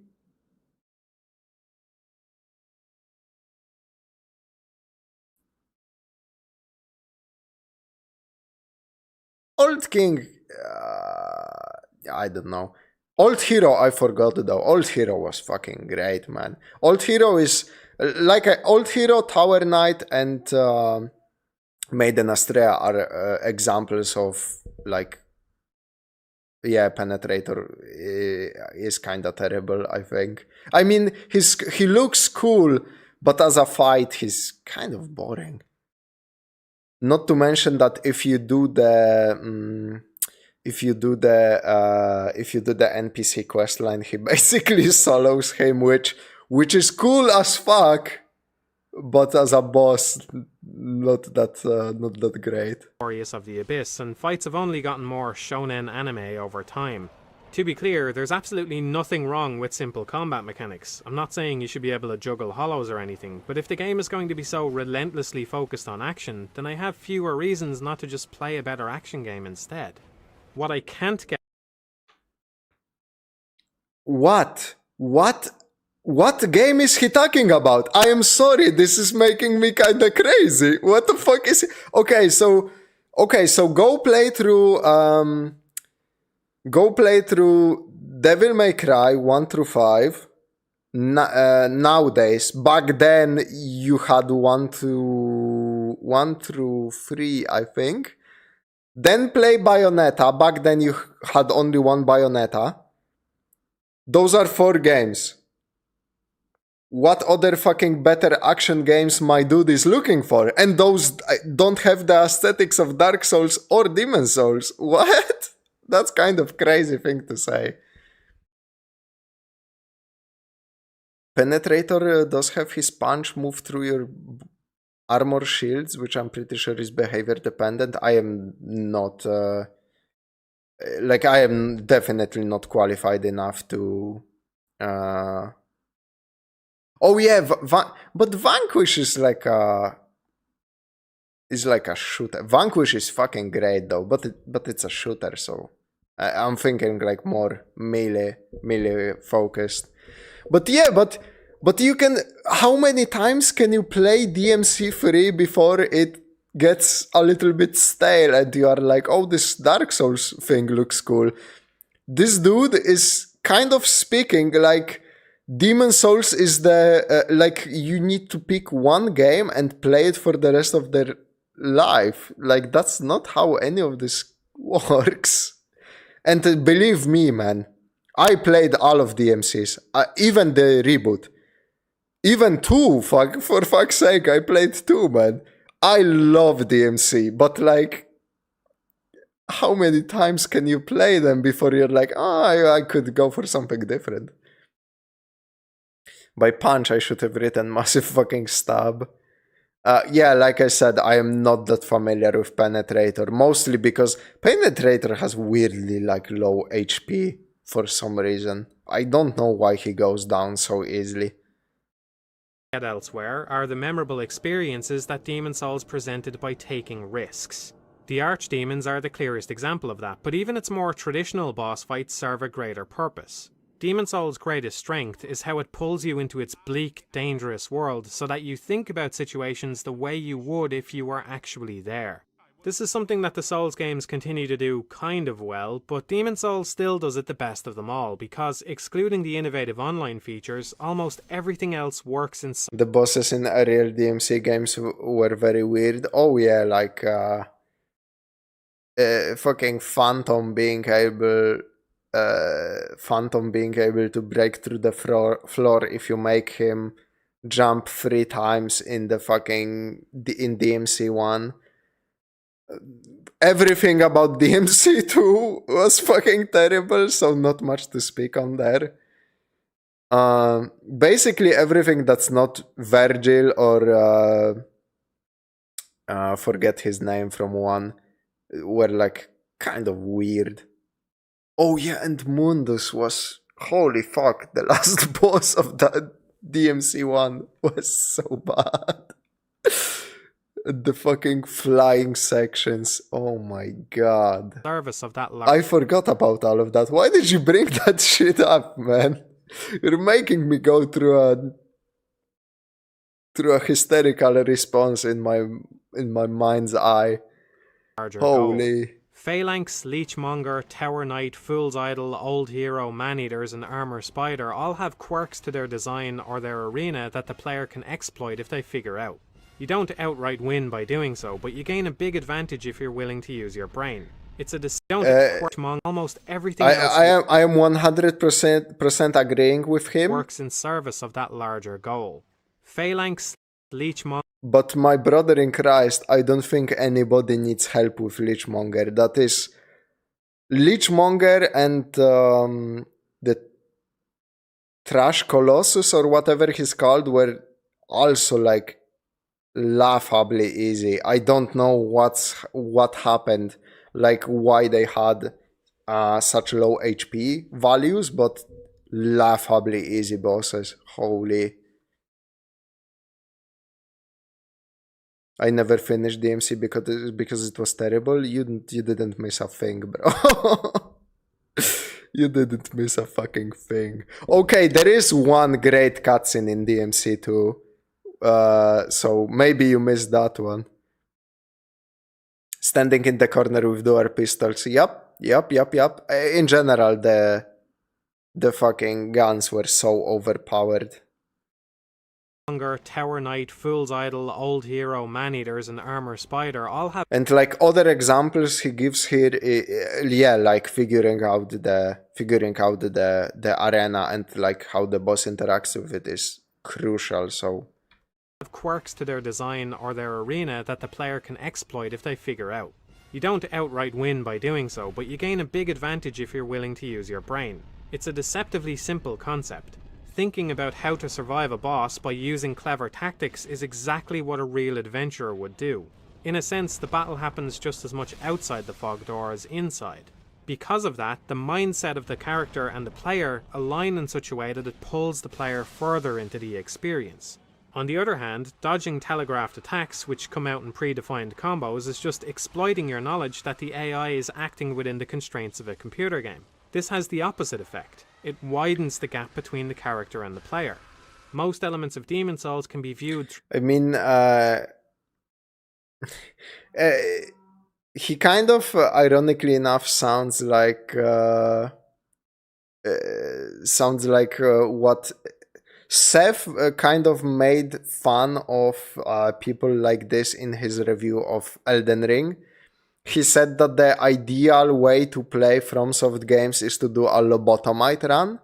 So, you scramble your frontal cortex and remove your pattern recognition, so you cannot be tainted by having experience with a video game. That's what it kind of sounds like he's suggesting when he says things about like dodging patterns of an AI inside of video game. I mean, sure, but like we can like play the video games and have fun. I forgot about Fool's Idol. That was another good one that reacted well to the player. I mean, I guess because like it was more like a hazard course. But like I don't think that's reacting to the player though, right? I mean, she just teleports away when you come to her. That's not much of a reaction. It was a good boss. The whole gimmick with you have to first figure out the revive and then you have to remember the symbols on the floor. That all of that was fucking great. I really liked that boss, but through this same lens. The environments are filled with difficult... It's wild that I thought he's gonna talk about... you know what I thought this video is about? I thought he's gonna talk about spells from Demon's Souls that didn't make it to the Dark Souls franchise or something. I didn't think he was gonna talk about all of this, though. Encounters, traps and ambushes, not just for their own sake, but to encourage a slow, methodical approach to exploration. This contrasts with the blasé way most protagonists throw themselves into dangerous situations. In reality, people tend to act more cautiously when they have a chance of being brutally murdered, so those punishing mechanics encourage you to think and behave that way. Perpetually autosaving over a single save file reinforces this as well. Even a trivial choice can feel like it has serious consequences because it's irreversible, just like real life. Of course, these elements work better the more unknowns you go up against. In other words, the element of surprise is pretty important. Venturing into Demon's Souls felt like venturing into the unknown, not because it was narratively unpredictable, but because it was mechanically unpredictable. Even once you got used to the Soul series features, which were brand new at the time, it still made sure to throw curveballs at you on a regular basis. Lack of careful observation was punished. NPCs weren't always what they appeared to be. Bosses often holy fuck. Where were you when you found out that a fucking NPC is killing NPCs in your fucking base? Holy shit, that's... No other game has balls to do what Demon's Souls and Dark Souls 1 did with like an NPC hunter that kills other NPCs. Holy fuck, man, that's such a cool concept.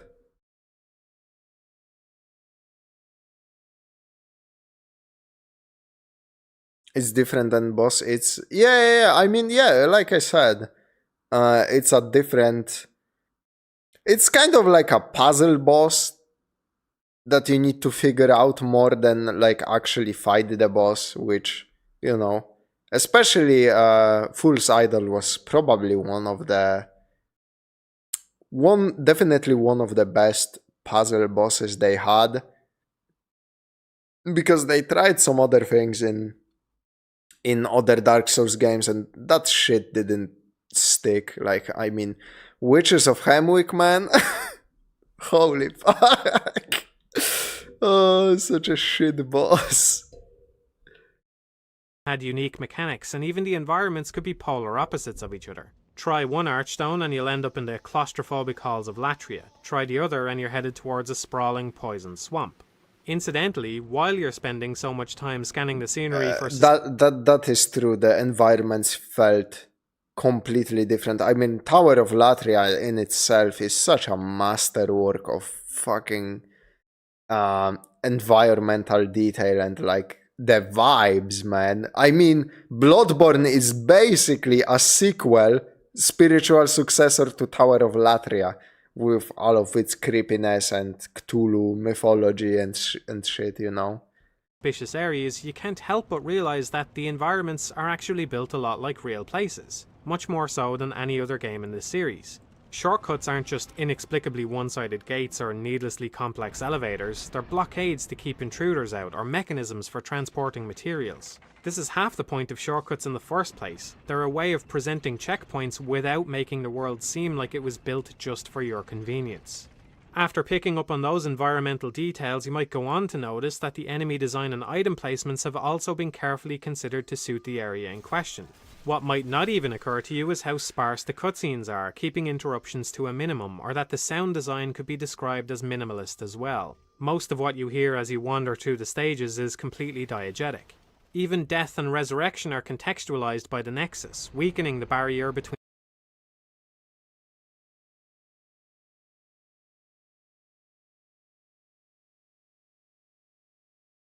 To be real, I think Demon Souls would be 200% better with difficulty selector that allows you to change things like HP reduction on death, shifting word tendency, or where some items were. You can change a lot. You can do a lot with difficulty changes that isn't more enemy HP and damage. Yeah, people say the Souls games shouldn't have a difficulty selector, and I think that's bullshit. And you know why I will always defend that stance? Because I want hard mode.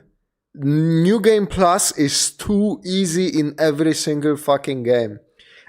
I want Demon Souls when I can make Penetrator have like fucking 3 times the HP because he's too easy to kill, man.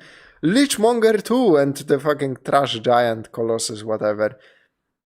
I don't know why some enemies in Demon Souls were so fucking easy to kill, and others were so fucking hard to kill. It's so weird. And yeah, I would probably also make it more easy for me with like HP reduction or shifting word tendency is a thing I would definitely use to my advantage because word tendency is weird. That's why I did my level 1 run. That's also kinda crazy.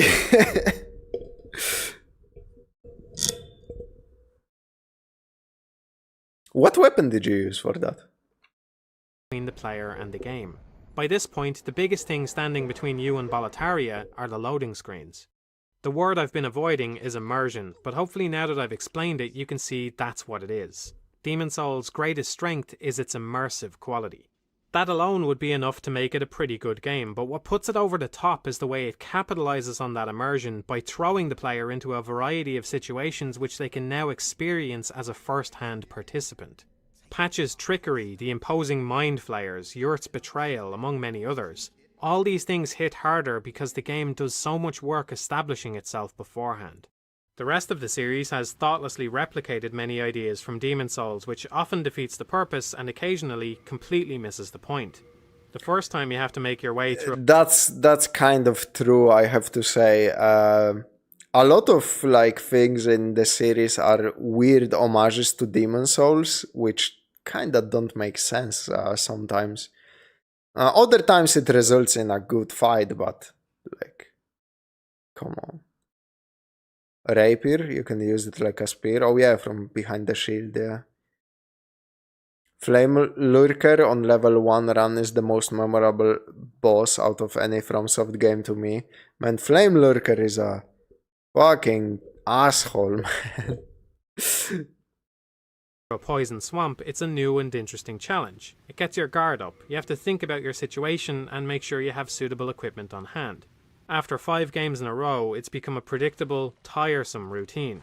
Even though it's the exact same thing mechanically. I will give him this one. Like, you know, it's the meme. Oh, Miyazaki will put a poison swamp in. Like, by now, it's like, it's just, you just know it's gonna be there. And usually it's not the most visually pleasing area, so I'm gonna say it. I think, like, poison swamps kinda suck. It now pulls you out of the game rather than in. As bad as that is, there's few things worse than when the designers botch traps and ambushes. One of the most disappointing examples is the giant archer in the undead settlement. You can see this situation coming a mile away, so when you finally arrive at the field of giant arrows, it's obvious you need to think about your approach first. For a brief moment, this mimics the best of Demon Souls. You're there, as an adventurer, trying to decide how to overcome a difficult situation. You even have as much time to think about it as you like. The most reasonable line of thought is that the arrow will have a certain amount of travel time, so if you change direction after you hear the shot, you'll be safe. Wrong. The arrow magically curves in mid-air because this is no longer a series where you outsmart your opponents, it's a series where you press the roll button at the right time. To be fair to the later games, it's important to point out that flashes of Demon Souls style brilliance do show through from time to time, and it's telling that they're often some of the most memorable moments in their respective games. Intentionally turning the Sif fight into an anticlimax is far more impactful than just letting it play out normally. This is especially funny to look back on now that the series seems obsessed with multi-phase bosses that get stronger after you smack them around a bit. The reality is, when you slash a big wolf creature enough times, it has trouble standing up. Rather than let you feel like a big man all the time, Dark Souls tried to remind you of the grim reality, and it worked. I assume that most people enjoy Sif anyway because you get a pretty normal fight at the start, so how about I give you a genuinely unpopular opinion? My favourite boss in Bloodborne isn't Garmin or Ludwig or the Orphan, it's this mad bastard. Mikolash feels like a boss for people who enjoy Demon Souls because he does something a boss isn't supposed to. He runs away, trying to catch. Now that's an unpopular opinion if I have seen one, you know.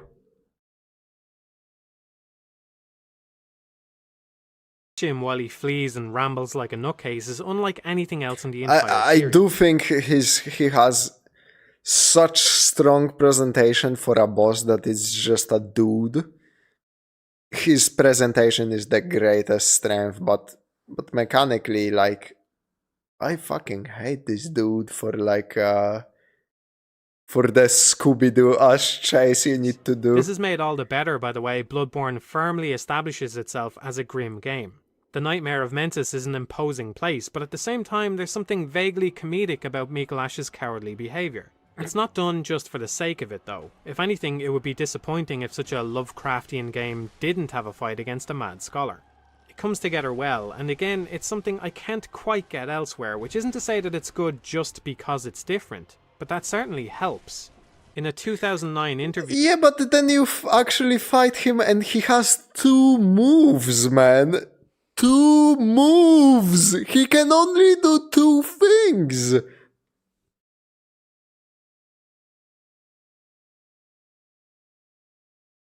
I wouldn't take him out of the game, but I didn't like him.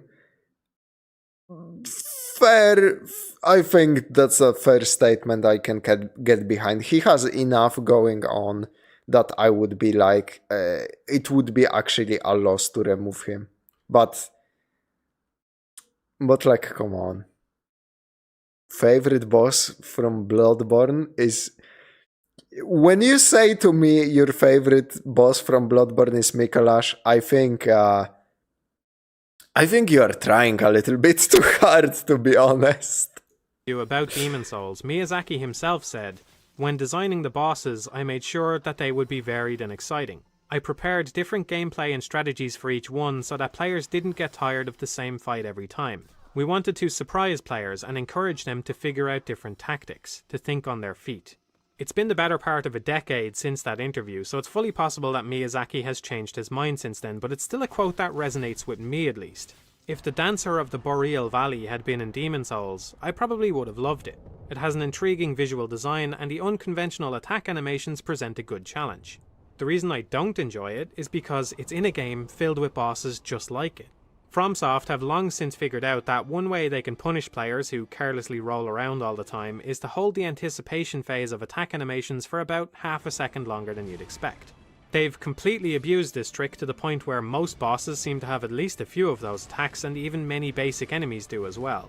This could be a whole topic by itself, but rather than dwell on it, let's just focus on the fact that by the time you reach the dancer, you've already had to adapt to a huge number of unconventional timings designed solely to catch you out. The thought of learning even more weird attack animations so I can roll and stab my way to victory yet again just isn't all that appealing anymore. I could point to many of the bosses in Dark Souls 3 and say that they're pretty good, but only in isolation. A great game is more than the sum of its parts. A little restraint would go a long way, as has been proven in a few other instances. Most of us can probably agree that the reveal of Irithyll in Dark Souls 3 is one of its better moments. You emerge from the catacombs and see a beautiful, snow-covered landscape topped by a crescent moon. It's a wonderful vista. One thing Miyazaki and I seem to have in common is a fondness for these kinds of snow areas.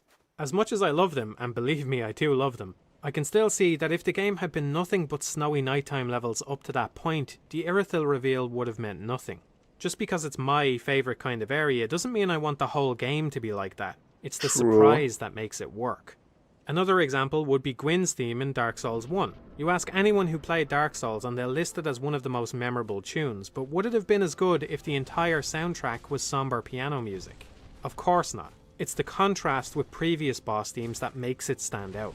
My point here is that even traditional boss fights stand to benefit by including others that don't fit into the same mold. When it's a foregone conclusion that every fight will be a dodge and punish affair, they lose their impact.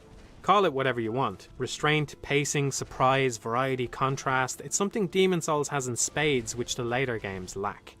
Catering to a larger audience has simply sucked more and more soul out of the series. Players whine about gimmick boss fights, so bosses become basic combat encounters and nothing more. Players want honourable PvP so they can test their skills against each other in a shallow, laggy, min-maxing backstab magic spam fest instead of having fun with the things you can uniquely do in these games, like disguise yourself as an environmental doodad before kicking an unsuspecting player off a cliff. Never underestimate a community's ability to take a coup. Fucking classic, man. Oh my god.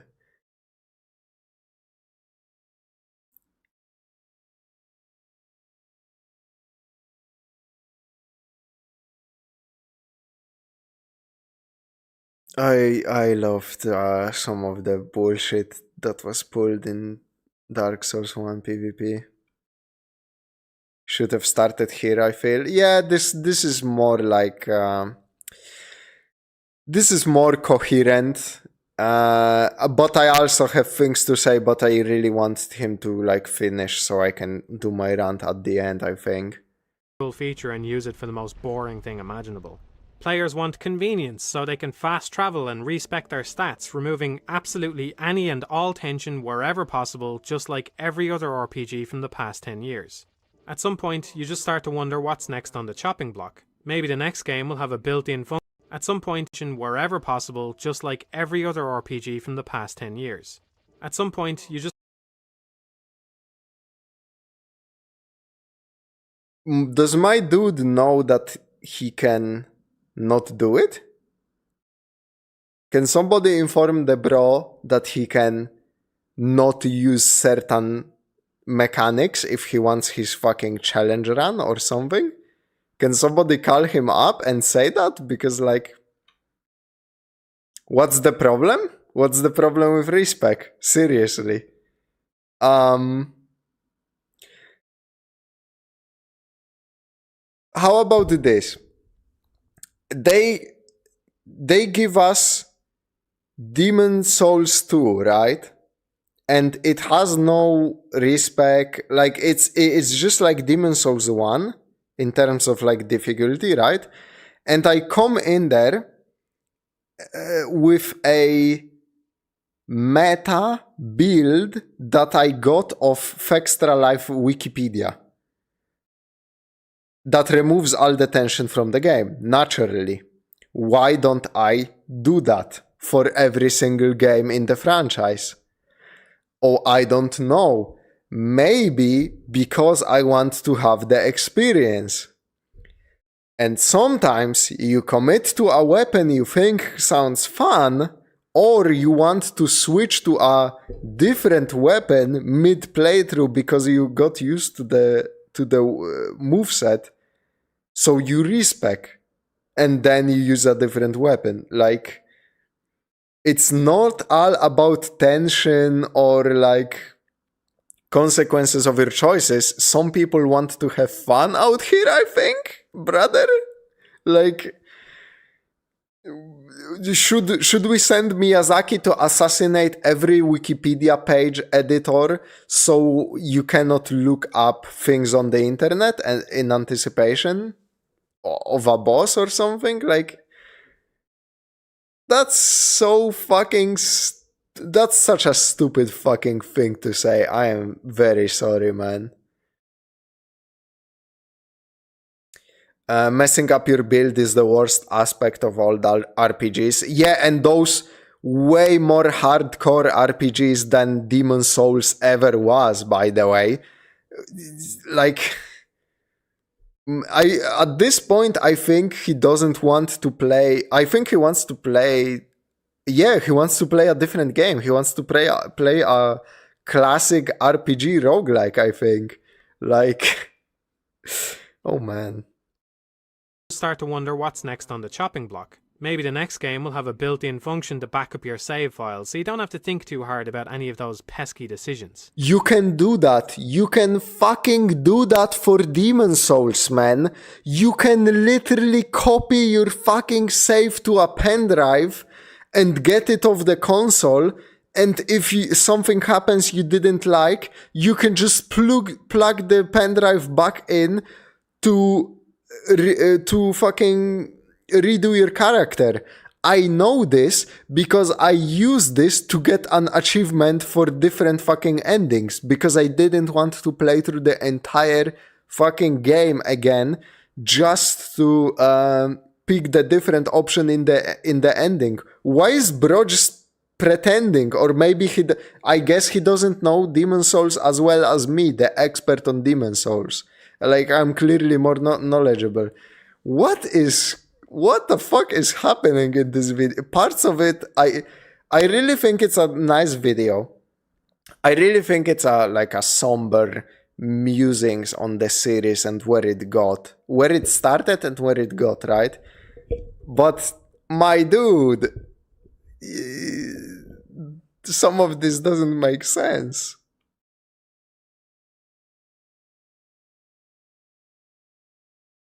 If current trends keep up, sooner or later all we'll be left with is a generic blob of a game, enjoyed by everyone and loved by no one.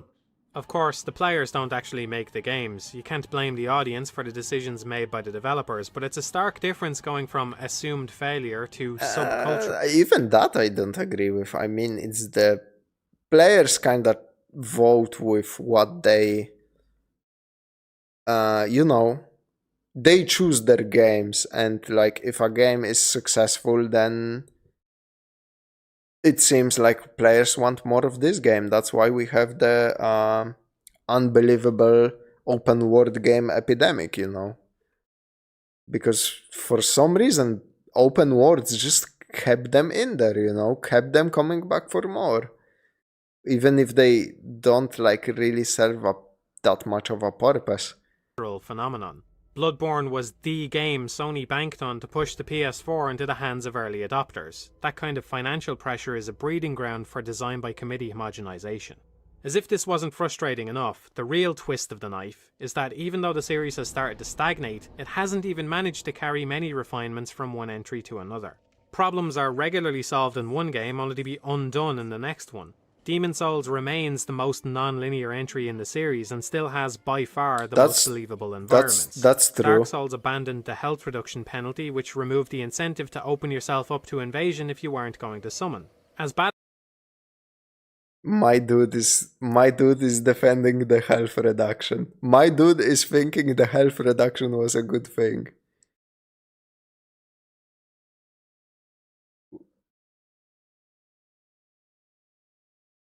I mean, come on. as that was, at least it got the hollowing mechanic right by only allowing players to go human at the bonfire. In later games, players can wait until they're at the boss fog before opening themselves up to the online, making many invasions pointless. The interconnected world of Dark Souls... Okay, I kinda get this one. I kinda get where he's coming from with this one. At first I thought that's not that bad of a... I mean, so then...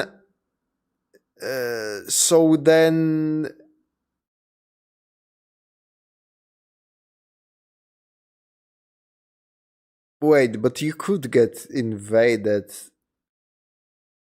You could get invaded in Dark Souls even if you were a hollow. So... What am I thinking of? I know in Elden Ring you can only get invaded if you're playing co-op, but in Dark Souls you could get invaded while you are hollow, so it doesn't matter. And you can always just turn the game offline, go to the boss with your humanity, and then turn the online back on and summon at the boss gates. Like, if you really wanted to, you could avoid it, like, easily. So one is still unmatched, with Dark Souls 3 being more or less a linear progression from one end of the game to the other. That I 100% agree with. I don't think you could get beyond. I'm pretty sure you did get invaded while hollow. Let me fucking check that. I don't know if that's Dark Souls 3 exclusive or maybe I'm tripping. Dark Souls, can you get invaded while hollow?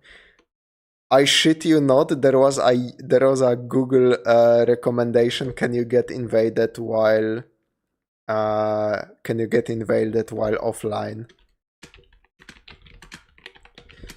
Okay, in Dark Souls 2 you cannot.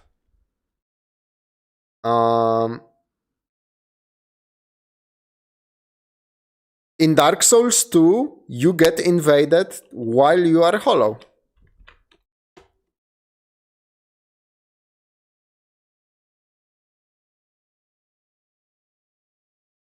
And in Dark Souls 3 you can only get invaded while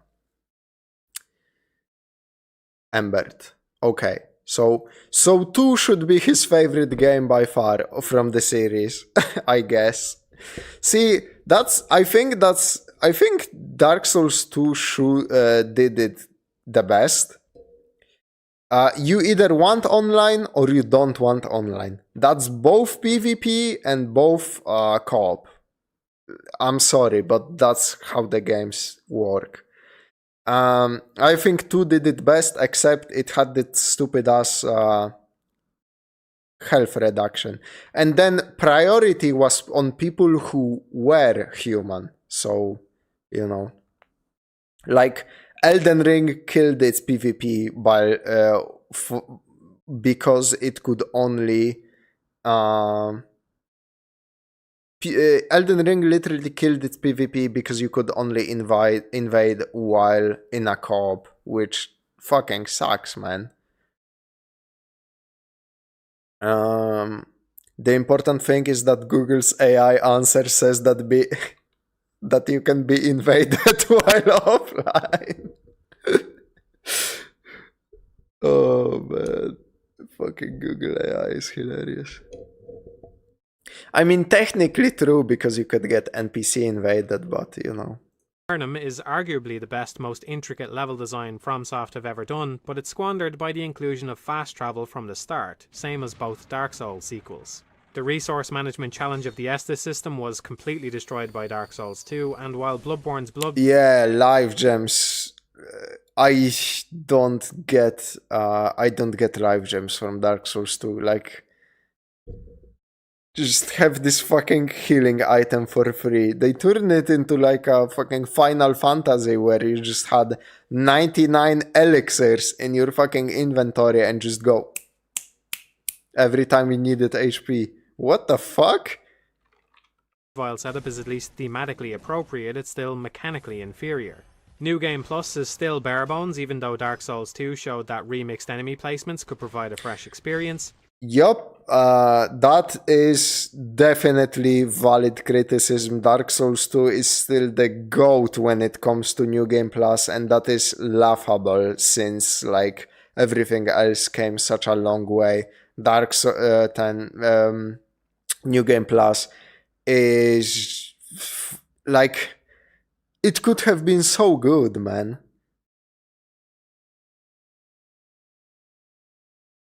Oh, healing magic also kind of fucks up the Estus. Yeah, you're right, man. Bloodborne used charge attacks to fix backstabs without resorting to excessive enemy tracking, but then Dark Souls 3 abandoned the idea. Ashen Estus is my favourite addition in Dark Souls 3, but at this point I fully expect it to be inexplicably dropped. Next time around we'll probably be back... Actually was wrong. We still have FP flasks in Elden Ring. To a weird blood vial setup or something equally disappointing. Keep in mind, these are just the problems FromSoft actually bothered to address at some point. There's a whole host of issues that have never even been looked at. The camera is still atrocious when unlocked during combat because it does nothing and occupies the thumb you use to press the roll button. Lock-on still breaks during boss fights even though there is nobody else in the room, and the button still snaps the camera behind the player when it's not in range, with no option to disable it. I've played hundreds of hours of these games and I've never once actually wanted to use the button for that. Weapons still bounce off walls even though enemies glide right through, giving them an unfair advantage. Critical attacks... Dark Souls 1 was so fucking especially bad with this. Like, attacks would come for you through the fucking wall, man. Oh, I have so many memories by being swiped by a halberd. I'm not sure how to say it. Through the fucking wall in Anor Londo Castle. Oh my god. Still don't work properly on slopes. Input buffering is still overzealous and sometimes feels inconsistent, a minor annoyance in the early games but completely unacceptable for something the speed of Bloodborne or Dark Souls 3. Enemy pathfinding is still embarrassingly wonky, leading to exploitable or unpredictable movement patterns, and enemies can still be leashed, defeating the purpose of the entire combat system. If these games are going to be iterative sequels, at the very least they could be good at that, but they're not. 5 installments is more than enough time to figure out what makes these games good and iron out the kinks. Many other series have come a lot further in fewer tries. With all that said, it's finally time to take a shortcut back to my point from the beginning.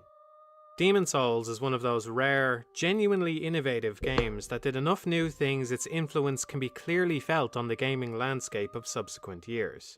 That originality is one of its best qualities, but it would be unfair to expect every game FromSoft creates to be innovative. The more important thing about Demon's Souls is how cohesive it is. It's FromSoft unfiltered, free to pursue an overarching design methodology even if that results in some unpopular decisions. That's what I want for every game developer.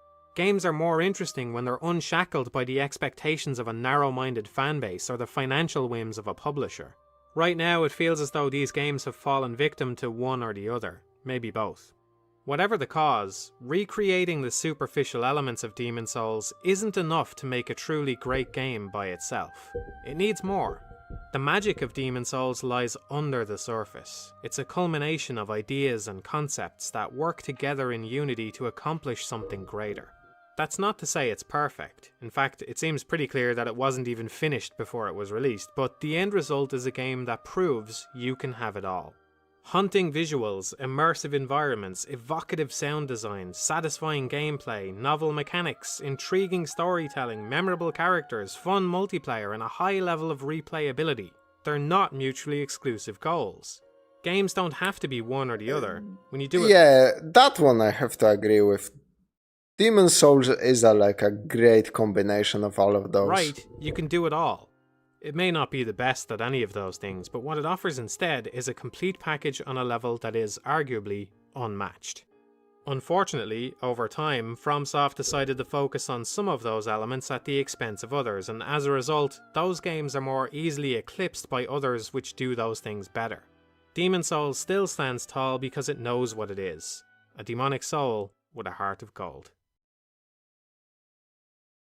I just wanna say, like, some of the things he said in this are so fucking insane that I don't even know where he's coming from. I will agree with the core argument. Yes, Demon Souls is an unique game. It's also like, to me personally, and I know a lot of people, it's also like the worst Souls game FromSoft did, even below like Dark Souls 2. But it is unique. It would be fun if they went back to at least once to try something like this again, with like emphasis, not even emphasis on the maybe like, not even an emphasis on like difficulty or combat, but just the immersion, the vibes basically. Would be cool for them to go back and try to like match the vibes of original Demon Souls with something, because that's the only thing like I will always say. Later games, every single FromSoft game after Demon Souls loses to Demon Souls in terms of vibes. Bloodborne matches it, but Bloodborne is completely different direction. Completely different thing. I'm talking this type of vibes, like Elden Ring, fucking great game, gets trashed by Demon Souls vibes. Same with Sekiro, same with every single Dark Souls. Like, the vibes are unmatched. And the story was like somehow, I don't know if it's because of the vibes, but I always liked the Demon Souls story kind of more. But that's a thing that like Demon Souls and Dark Souls are peak when it comes to story. Bloodborne, I guess, has a great story too, but like Dark Souls 2 and Dark Souls 3 are so weird because they are trying to build upon Dark Souls 1, but they kinda say nothing interesting. And Elden Ring has a lot of names and a lot of things that happen in its world, I guess. Are they interesting? Not really. They're cool. Not that interesting, though.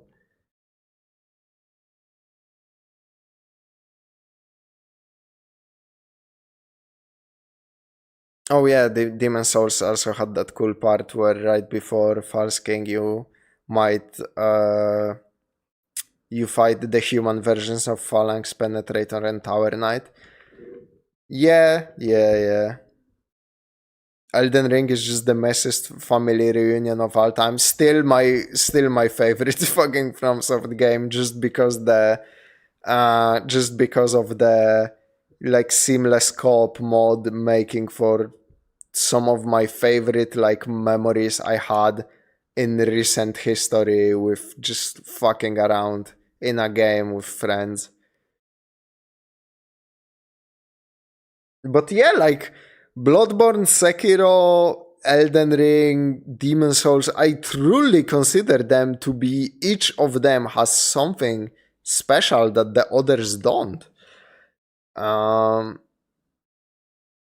Like Demon Souls also is not like the perfect is not this perfect thing he said. I think it has the vibes. I think he just wants a game that focuses on the vibes.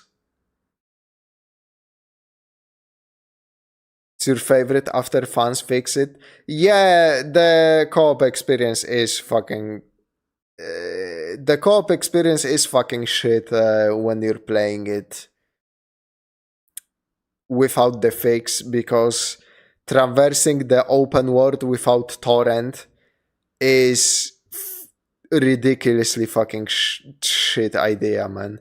So before fixes, Sekiro is actually my favorite. I just vibed with it. I just wanted that heroin that was its gameplay, man. Holy, I remember, like, I literally remember every single thing I did in the day I beat Sword Saint Ishin, man. Holy fuck. Like, that is core memory, and that happened so many years ago.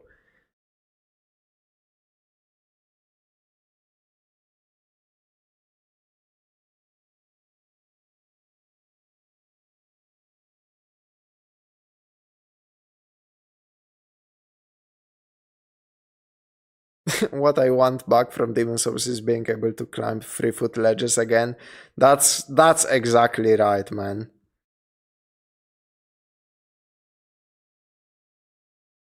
I still kinda want to play the original because the remake is... I think the remake of Demon Souls is a bad remake, but like I said, it's not about the game, it's more about it being a remake, so...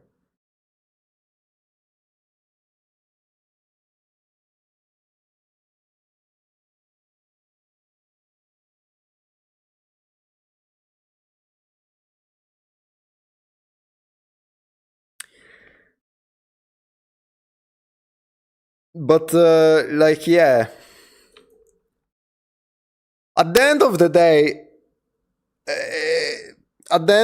day, it's like a video game. Everybody has their favorites. Like, nobody is more right or more wrong in like their judgment. So it's an entertainment product meant to entertain. It's not a fucking...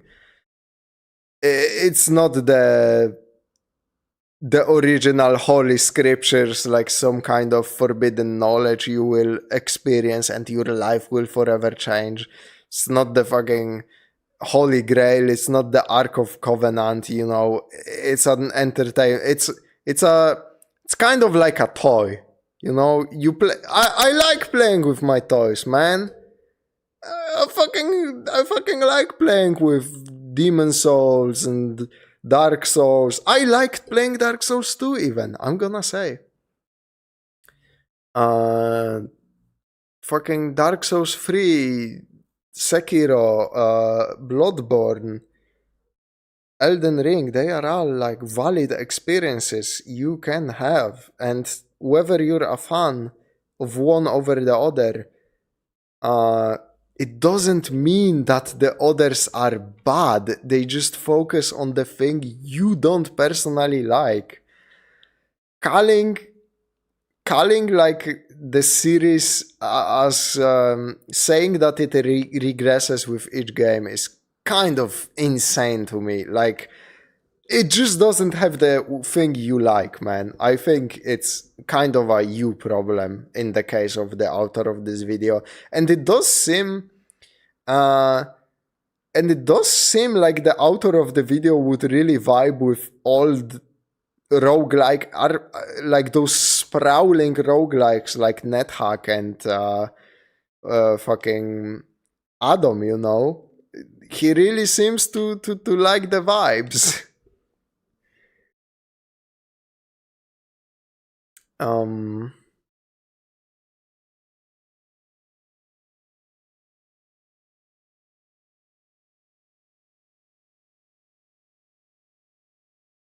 will play the remake eventually and see if it feels different. It feels... I'm telling you, it feels like probably very close to the...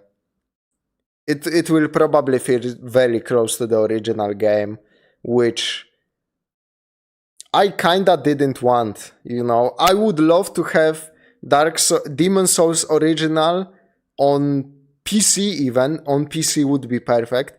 Demon Souls original on PC and remake on PC. So you can have like both experiences, but only if remake was only if remake was an actual remake. It's not much of a remake. It's kind of like a remaster, which is disappointing to me. When a game is remade, I expect more.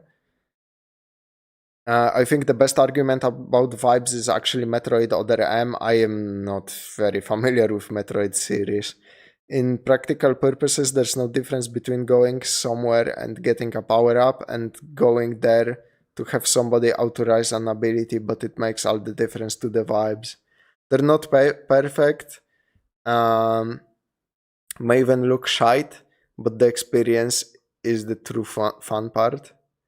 That's why I say I'm not a big fan of Dark Souls group, and not that the games are bad. Yeah, it goes both ways. Every single fucking Souls game has like a psycho opinion that I'm like standing there and going, first of all, who asked? Second of all, who cares? Like, Demon Souls fans will say, all the other games have no soul. Dark Souls 1 fans will say all the other games have no soul. Dark Souls 2 fans will say it's peak. Dark Souls 3 fans will... I don't know what they actually say, because it's like... Dark Souls 3 fans will say, oh, but the bare feet of all the female characters looks the best in Dark Souls 3, so you lose. Sekiro fans will not speak to you because they're still trying to beat Sword Saint Ishin. Elden Ring fans will probably have some valid arguments about like the open world being actually the most freeing like aspect of that game. Like just being able to go someplace else and come back to it, feels great. Feels fucking great. Kingsfield fans will come back to you and say that they actually... The FromSoft peak when they made that one floor that when you start a game and if you press W to move forward, a floor collapses and instantly kills you. They will say like, that's my childhood core memory, and they never will accomplish that. They will never get vibes like this. Like, you can... Honestly, FromSoft just cannot like win it all, but...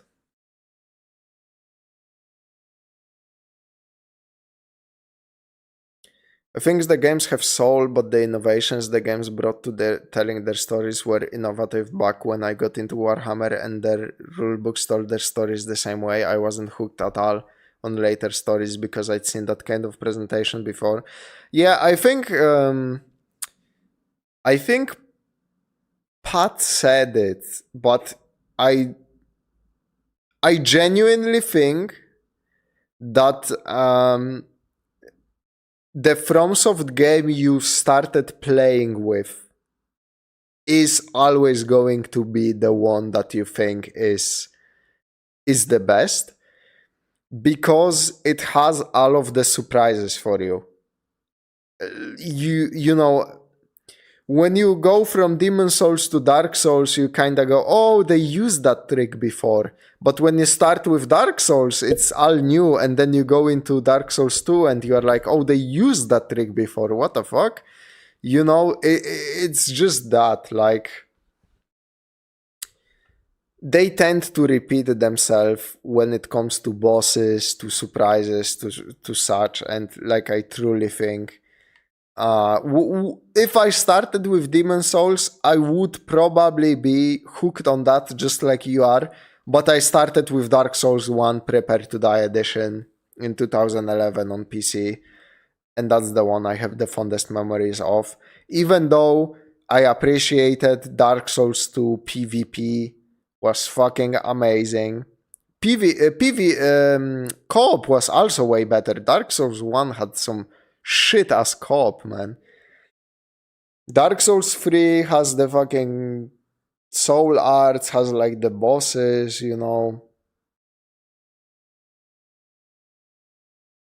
I think even if I didn't start with Demon Souls, the creator god turned into towards the destroyer because it forgot who it was. It's more interesting that what the Dark Souls did. That could also be the truth, you know. I am not a fucking behavioral psychologist. I don't know how things like that are learned and what the Dark Soul doing. But I do agree that Sith was a fucking cool ass boss fight, you know. I do agree that we lost some of that sauce, but like there ain't no ideal FromSoft game, you know, that encapsulates all of them. There will never be ideal FromSoft game. You know why? Because the ideal FromSoft game that exists in each of our minds is a different game every single time. And that's why it cannot exist. Like, imagine if they released like a FromSoft game out of my mind and I was like, it's so peak, it's the best one they ever did, and everybody was like, dude, this is a piece of fucking shit. I mean, this is coming from a guy that thinks Cruelty Squad is like actually unironically peak, so Cruelty Squad is fucking amazing, man. So yeah, my opinion. And somebody else will come look at Cruelty Squad and go like, are you fucking stupid, man? This is giving me a seizure just by looking at it. So that's how it goes, you know. And yeah, that's gonna be it for today's stream, because holy, he was yapping. He was yapping and he was not stopping, man. Holy fuck, I was yapping a lot. My god. To be fair, Cruelty Squad is peak. My man.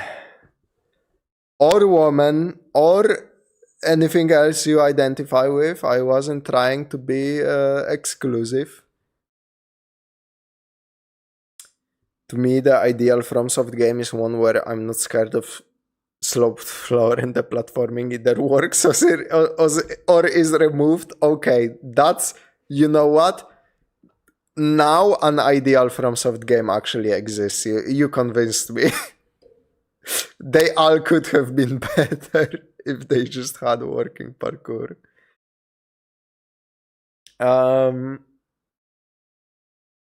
Never played it though. It doesn't matter if you seen like the line when the beat drops, I'm gonna fucking kill myself. You already seen peak of gaming, so you know. Whatchamacallit? Fucking FromSoft can't catch a break, man. It will never catch a break. But like they still make like the most unique games. I wish like I said, I really wish they went back and did like I don't wanna say Demon Souls 2 because they could make a sequel that is just Dark Souls gameplay, and that would be disappointing. I wanna say a game like Demon Souls, so like very moody, very story emphasis especially. They haven't like really done a game where you actively take a part in the story, you know. So maybe I think like Bloodborne is the most that out of all the games. And Sekiro, I guess, but Sekiro was also kind of a light on story. They could do like but story driven, and like also Demon Souls wasn't very story driven. It was vibes driven, you know. So like, but I wish they would try to do that with like wonky ass like billion different puzzle bosses and like interesting dark brooding atmosphere. And yeah, that's gonna be it for the stream. Thank you very much for joining me. Bloodborne felt like you showed up after the story was over. Yeah, it was just like Dark Souls 1. Just like Dark Souls 2 especially, just like Dark Souls 3. Definitely kind of like it. Yeah, you are fucking right. Demon Souls was different in that regard. You showed up exactly as the story was happening. Like this was the turning point in the story of the world, you know.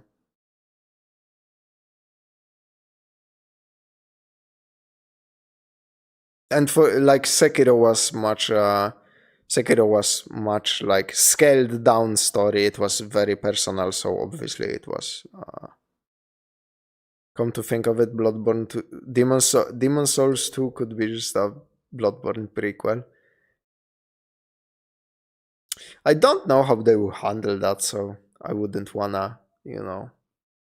But yeah, now that you mentioned it, Final Fantasy X was like that kinda too. Okay, but Final Fantasy X was, yeah, you showed up after the story happened because after Sin, but then you also brought the story to an end, so there could be like an interesting Dark Souls fucking. There could be like an interesting Final Fantasy X prequel, but it still works as a story. And like in Dark Souls 2, you're just a cog in the machine, basically. It literally, the point of the game is, doesn't matter what you do, you're too small potatoes to make a dent in this rich history of the world, you know. So that worked, but then they did it twice in a row with Dark Souls 2 and 3, and then I was like, yeah, I'm a cog in the machine, okay, fuckboy, fucking... You told that story twice already, man. Did you just hear that fucking truck honking? Wild. And yeah, thank you for joining me. This is where I get off, Mr. Freeman. I'm on my way to the fucking asylum for repping Dark Souls 2 way too much in this stream. And yeah, thank you very much for joining me. It was fun as always. Like doing these streams is always fun. Even if like for 90% of I'm exaggerating. 50% of this stream was just me kind of talking to Lich. Even like one person bantering with me is so fucking fun. Yeah, Dark Souls 1 also did that. Yeah, I know, but it was the first one to do that. And then Dark Souls 2, so it kinda worked, but Dark Souls 2 and 3 just repeated that, so... So for Dark Souls 1 gets a pass because it was the first one to actually do that. From a FromSoft game, obviously. Unless Kingsfield, I'm not sure what happens in Kingsfield, but I don't think many people played fucking Kingsfield's games, so yeah. Thank you for joining me, it was a lot of fun. Next one, probably next weekend, and yeah, see you guys around. It was very fucking fun to banter and, you know. So hopefully, you know, actually, let me see. Like I said, we are getting very, very, very close to 500 subs, which is, I think it's a big, great, it's a big, great milestone for me personally. And yeah, 497 as of right now. It's a great big milestone for me personally. And yeah, it's one of those things where I hope if this keeps going, you know, and I eventually can make this like a part of my fucking income, then great. We just get to do this more often. And honestly, I would love nothing else but to banter with you guys in chat forever, basically. I love yapping. What can I say? And yeah, so thank you for all the support, and I will see you in the next one. Was fucking, again, great stream, at least according to me. You know, people can disagree.